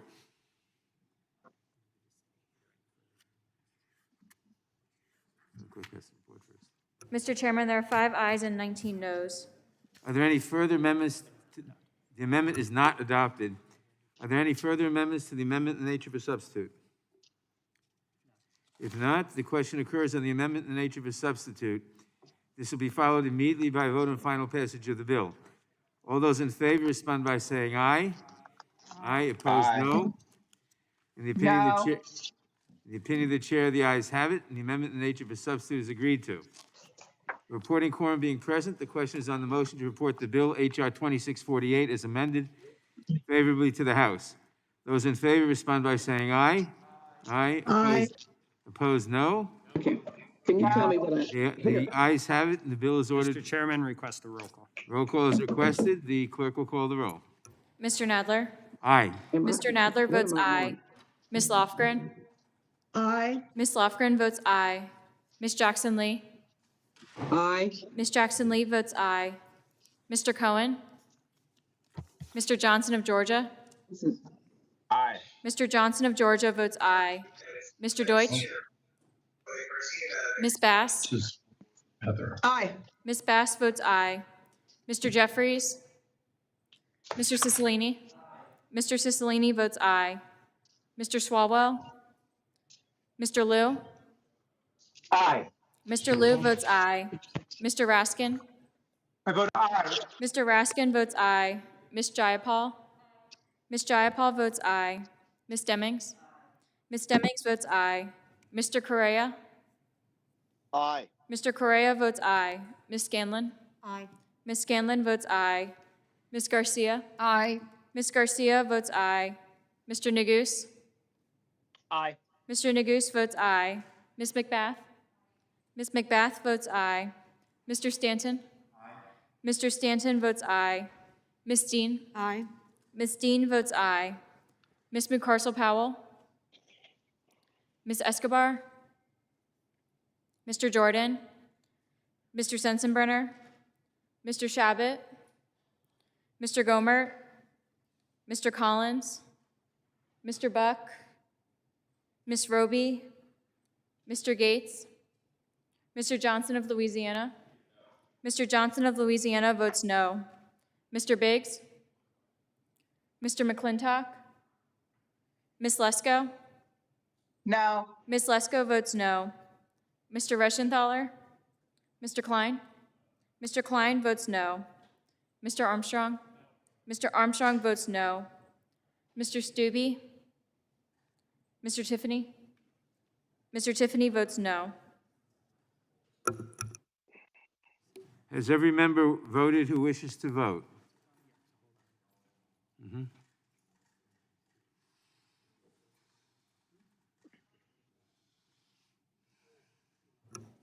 Mr. Chairman, there are 7. How am I recorded, Mr. Chairman? How am I recorded? Ms. McCarcel-Powell, you are not recorded. That was, Aye, please. Ms. I vote McCarcel-Powell aye. votes aye. and Ms. Bass, how are you recorded? No, she's on the phone.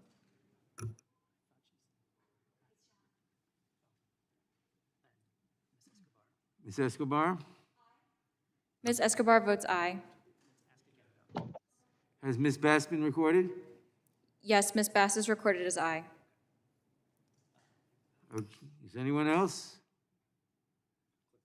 The clerk will report. Mr. Chairman, there are 19 ayes and 5 noes. The ayes have it. The bill is amended, is ordered reported favorably to the House. Karen? Members, Yeah. members will What have, happened? But is that somebody else?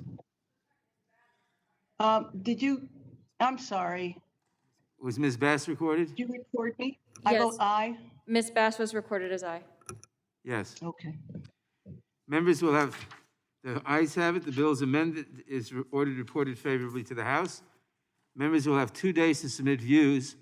Without objection, the bill will be reported as a single amendment in the nature of a substitute incorporating all adopted amendments, and staff is authorized to make technical and conforming changes.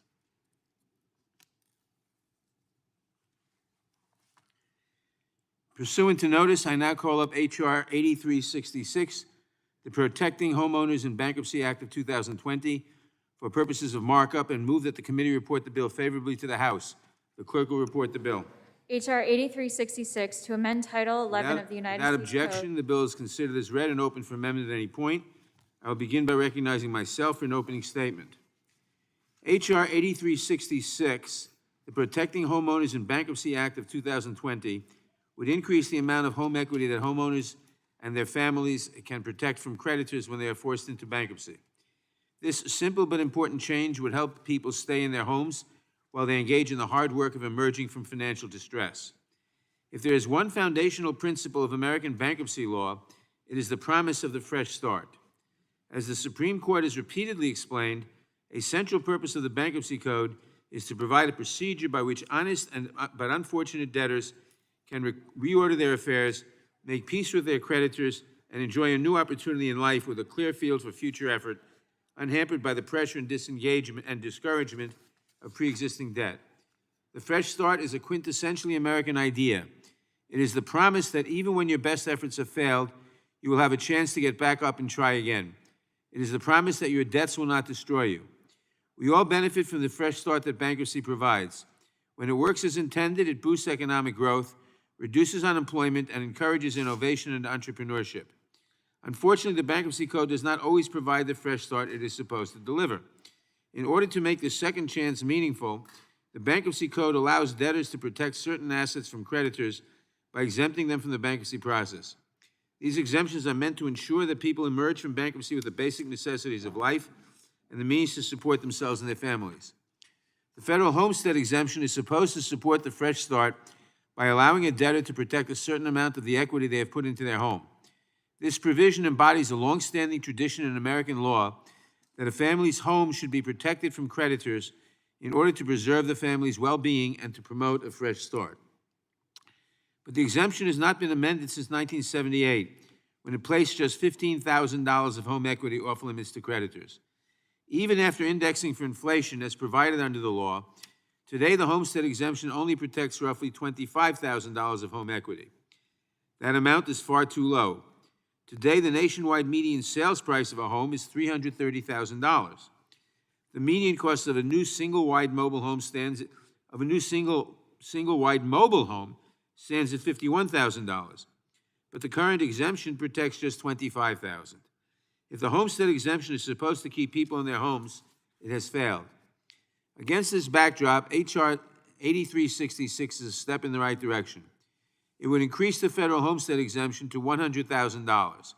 It would allow states to use their own more generous homestead exemptions, as many already do, but it would ensure that at the very least, people will be able to provide a meaningful amount of the equity that they have put into their homes. One might ask why the number isn't higher. Why, for example, H.R. 8366 does not protect the whole $330,000 it might take to buy a home today. There are certainly compelling arguments for doing so. Texas and Florida, for example, have unlimited homestead exemptions. This bill attempts to strike a balance between allowing the states the flexibility to provide more generous exemptions and ensuring that at the very least, the federal homestead exemption will help lower-income Americans stay in their homes and will ensure that more families will have enough equity for a new home. This bill is especially important now, with so many Americans reeling from the economic fallout of the ongoing pandemic. At a time when remaining in one's home can be a matter of life or death, the importance of the homestead exemption in providing a meaningful fresh start is as clear as ever. I thank my colleague, the gentlelady from Pennsylvania, Ms. Dean, for championing this bill, and I urge all members to support H.R. 8366. I now recognize the gentleman from North Dakota, Mr. Armstrong, for his opening statement. Thank you, Mr. Chairman. Under current law, states have the flexibility to decide whether to use federal bankruptcy exemptions or opt to develop their own. Many state legislatures have opted out of the federal exemptions. Instead of respecting these choices under our federalist system of our government, H.R. 8366 is an attempt to force all states to use a one-size-fits-all standard for one of the most important types of bankruptcy exemptions. This bill would quadruple the federal homestead exemption to $100,000, and then make that exemption apply in states that already have their own approach. That means states like West Virginia and Alabama, with median home values of less than $150,000, are treated the same as California, with a median home value of over $500,000. This is not only a deviation from federalism principles, it is also a significant change in the consequences of bankruptcy for many Americans. By increasing how much debtors can keep after bankruptcy, this bill will make it a more attractive option to file for that bankruptcy. At the same time, this bill reduces the value that creditors can recover from during bankruptcy. That means that credit will likely get more expensive to account for the increased risk, or credit may just dry up altogether. This bill is short-sighted and dangerous policy, and for those reasons, I urge my colleagues to oppose this bill, and I yield back. Without objection, all other opening statements will be included in the record. I now recognize myself for purposes of offering an amendment in the nature of a substitute. The clerk will report the amendment. Amendment in the nature of a substitute to H.R. 8366. Without objection, the amendment in the nature of a substitute will be considered as read and shall be considered as base text for purposes of amendment. I will recognize myself to explain the amendment. This amendment simply modifies the title of Section 2 of the bill to read Federal Homestead Exemption to make clear that this addressed the federal exemption, but makes no substantive changes to the bill. I urge all members to support the amendment, and I yield back the balance of my time. Are there any amendments to the amendment in the nature of a substitute? For what purpose does Ms. Dean seek recognition? I move to strike the last word, Mr. Chairman. Gentlelady is recognized. First, Mr. Chairman, thank you, and I thank you for your leadership in these extraordinarily difficult times in this last week of session for bringing forward these important bills that will bring relief to America's families in an economic collapse that is being extraordinarily mismanaged. I thank you for your leadership for the people. The Protecting Homeowners in Bankruptcy Act increases the federal homestead exemption to $100,000. America faces an unprecedented dual public health and economic crisis because of coronavirus through no fault of their own. As we approach winter and the flu season, keeping families healthy and in their homes is a matter of utmost importance. This bill will help do that, and I hope you all will support it. COVID-19, the pandemic, has forced federal and state governments to take drastic actions. Much of the country entered into lockdowns for the months in the spring. In response to the economic downturn brought on by the virus, many states instituted foreclosure moratoriums that were more expansive than that implemented under the CARES Act. As a result, we have so far seen far fewer families lose their home than during the Great Recession. Nevertheless, with nearly more than 205,000 Americans dead from coronavirus, with winter approaching and the case numbers on the rise, it is clear that this pandemic is far from over. As of this month, 3.7 million borrowers are still in mortgage forbearance programs. That's nearly 7% of all active mortgages. 2 million of those forbearance plans are set to expire in the coming days. The number of seriously delinquent mortgages, that's mortgages that are at least 90 days past due, doubled this summer to a 5-year high. Foreclosure rates are still historically low, but that is largely because many foreclosure moratoria are still in place. As states relax those restrictions, we may and probably will have a housing crisis on our hands. America makes us a promise to all its people that you will have a fair chance of building wealth and of protecting that wealth. And when you are in difficulty, that you will get that fresh start. This country will give you a second chance. That is the principle undergirding bankruptcy law. Those who find themselves in honest and unfortunate financial situations will have an opportunity at a fresh start. The Bankruptcy Code has a provision known as the Federal Homestead Exemption. This provision was enacted more than 4 decades ago, in 1978. It protects right now $15,000 of a home's equity from creditors. As you pointed out, Mr. Chairman, the median price of the American home has increased tremendously in the intervening 40 years to more than $300,000. The homestead exemption has not kept pace.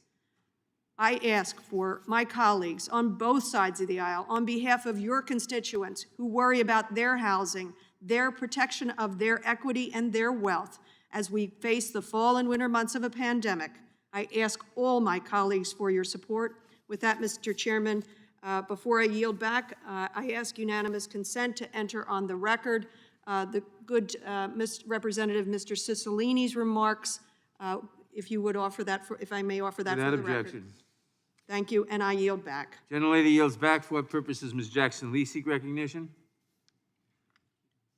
Well, for what purpose does Mr. Cicilline seek recognition? For what purpose does Ms. Jayapal seek recognition? Mr. Chairman, I move to strike the last word. Gentlelady is recognized. Thank you, Mr. Chairman. I want to thank my colleague, Ms. Dean, for introducing this important bill. Communities across the country are struggling desperately to stay housed. Over a third of people in the United States say that they're concerned that they will lose their housing if they don't get additional help to cover the cost. Losing housing has always been dangerous and destabilizing. It sets children behind in their education, disrupts people's employment, and makes it very hard for people to remain in and contribute to their communities. But now, families, elders, and people with health conditions are also subject to the additional danger of COVID. The Protecting Homeowners in Bankruptcy Act is a sensible step in the right direction. Protecting homeowners' equity is a simple and straightforward way to help homeowners who have fallen on hard times. For many people, their home is the place where they have invested their lifelong savings, and homes are often the way that wealth is passed from one generation to the next. During the Great Recession, homeowners lost trillions of dollars in wealth due to the foreclosure crisis, with the heaviest burdens on Black and Latinx homeowners. All of those slow, careful savings, all of the hope that people had for a brighter economic future for their children, all wiped out. And what's more, we saw vast swaths of homes gobbled up by private equity corporations that had no compunction about engaging in mass eviction and treating people's homes as nothing more than a source of profit. We're seeing the same trend now, with prices in my district rising at an extremely high rate, with the highest increases in prices for more affordable homes. But it does not have to be that way. Housing is a basic human need, and housing is also a basic human right. We have to protect homeowners who have fallen on difficult times, as the Protecting Homeowners in Bankruptcy Act does. We also have to recognize that things are going to get a lot worse in every single community represented in this room unless Congress invests substantial additional funds in preserving and expanding existing affordable housing and preventing eviction and foreclosure. Finally, we have to invest substantial resources to address the needs of those who are already experiencing housing instability and homelessness by investing in continuum of care and emergency service grants, as my bill, the Housing is a Human Right Act, would do. I look forward to working with my colleagues to create a world where everyone has housing. Keeping our communities housed is common sense, and it shouldn't be partisan, especially in this moment. Proposals like this bill enjoy broad support. 9 out of 10 people in a recent poll said that elected officials have to take action to ensure that everyone has access to stable and affordable housing right now. The alternative of leaving people to lose their homes is far more costly. A study released just last week on one high eviction county found that these evictions cost the public and private sector over $350 million a year in just one county. Keeping people in their homes is fiscally prudent, and it's the right thing to do. I thank my colleague, Representative Dean, for introducing this important bill, and I urge my colleagues to vote in favor of it. Thank you, Mr. Chairman. I yield back. The gentlelady yields back. Does anyone seek recognition? In that case, the question occurs on the amendment in the nature of a substitute. All in favor will say aye. Aye. Opposed, no. The ayes have it. Coming January 1, The ayes have it. 2021. And the amendment is agreed to. Are there any That Dr. Sparrow and reporting form being? really appreciate if you could take a look at Someone's phone should be on mute. call on Congress to help prevent those. Okay. Reporting quorum being present, the question is on the motion to report the bill H.R. 8366 is amended favorably to the House. Those in favor respond by saying aye. Aye. Opposed, no. Aye. No. The ayes have it, and the bill is ordered reported favorably. Roll call. The reported vote has been requested. The clerk will call the roll. Mr. Nadler? Aye. Mr. Nadler votes aye. Ms. Lofgren? Aye. Ms. Lofgren votes aye. Ms. Jackson Lee? Mr. Cohen? Mr. Johnson of Georgia? Mr. Deutsch? Ms. Bass? Ms. Bass, you're on mute. Aye. Ms. Bass votes aye. Mr. Jeffries? Mr. Cicilline? Aye. Mr. Cicilline votes aye. Mr. Swalwell? Mr. Liu? If not, we're not calling. Aye. Mr. Liu votes aye. Mr. Raskin? Aye. Mr. Raskin votes aye. Ms. Jayapal? Ms. Jayapal votes aye. Ms. Demings? Ms. Demings votes aye. Mr. Correa? Aye. Mr. Correa votes aye. Ms. Scanlon? Ms. Scanlon votes aye. Ms. Garcia? Aye. Ms. Garcia votes aye. Mr. Neguse? Aye.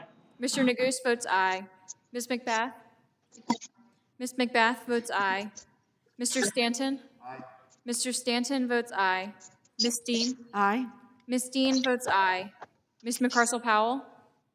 Aye. Ms. McCarcel Powell votes aye. Ms. Escobar? Ms. Escobar votes aye. Mr. Jordan? Mr. Sensenbrenner? Mr. Shabbat? Mr. Gomert? Mr. Collins? Mr. Buck? Ms. Roby? Mr. Gates? Mr. Johnson of Louisiana? Mr. Biggs? Mr. McClintock? Ms. Lesko? No. Ms. Lesko votes no. Yeah. Mr. Reschenthaler? In about, Mr. Klein? 15, 20 minutes. Mr. Klein votes no. Mr. Armstrong? No. Mr. Armstrong votes no. Mr. Stubbe? Mr. Tiffany? Mr. Tiffany votes no. Mr. Johnson of Louisiana, you are not recorded.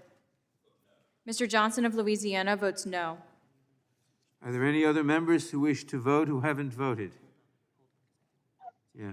Yes, Mr. Chairman, how am I recorded? This is Mr. Hank Johnson of Georgia, you are not recorded. Vote aye. Mr. Johnson of Georgia votes aye. Have we got everybody? Have we got everybody? Clerk will report.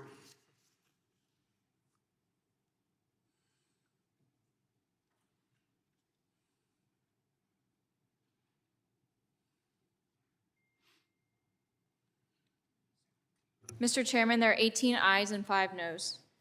The ayes have it, and the bill is amended as ordered, reported favorably to the House. Members will have 2 days to submit views. Without objection, the bill will be reported as a single amendment in the nature of a substitute incorporating all adopted amendments, and staff is authorized to make technical and conforming changes. This concludes our business for today. Thanks to all our members for attending. Without objection, the markup is adjourned.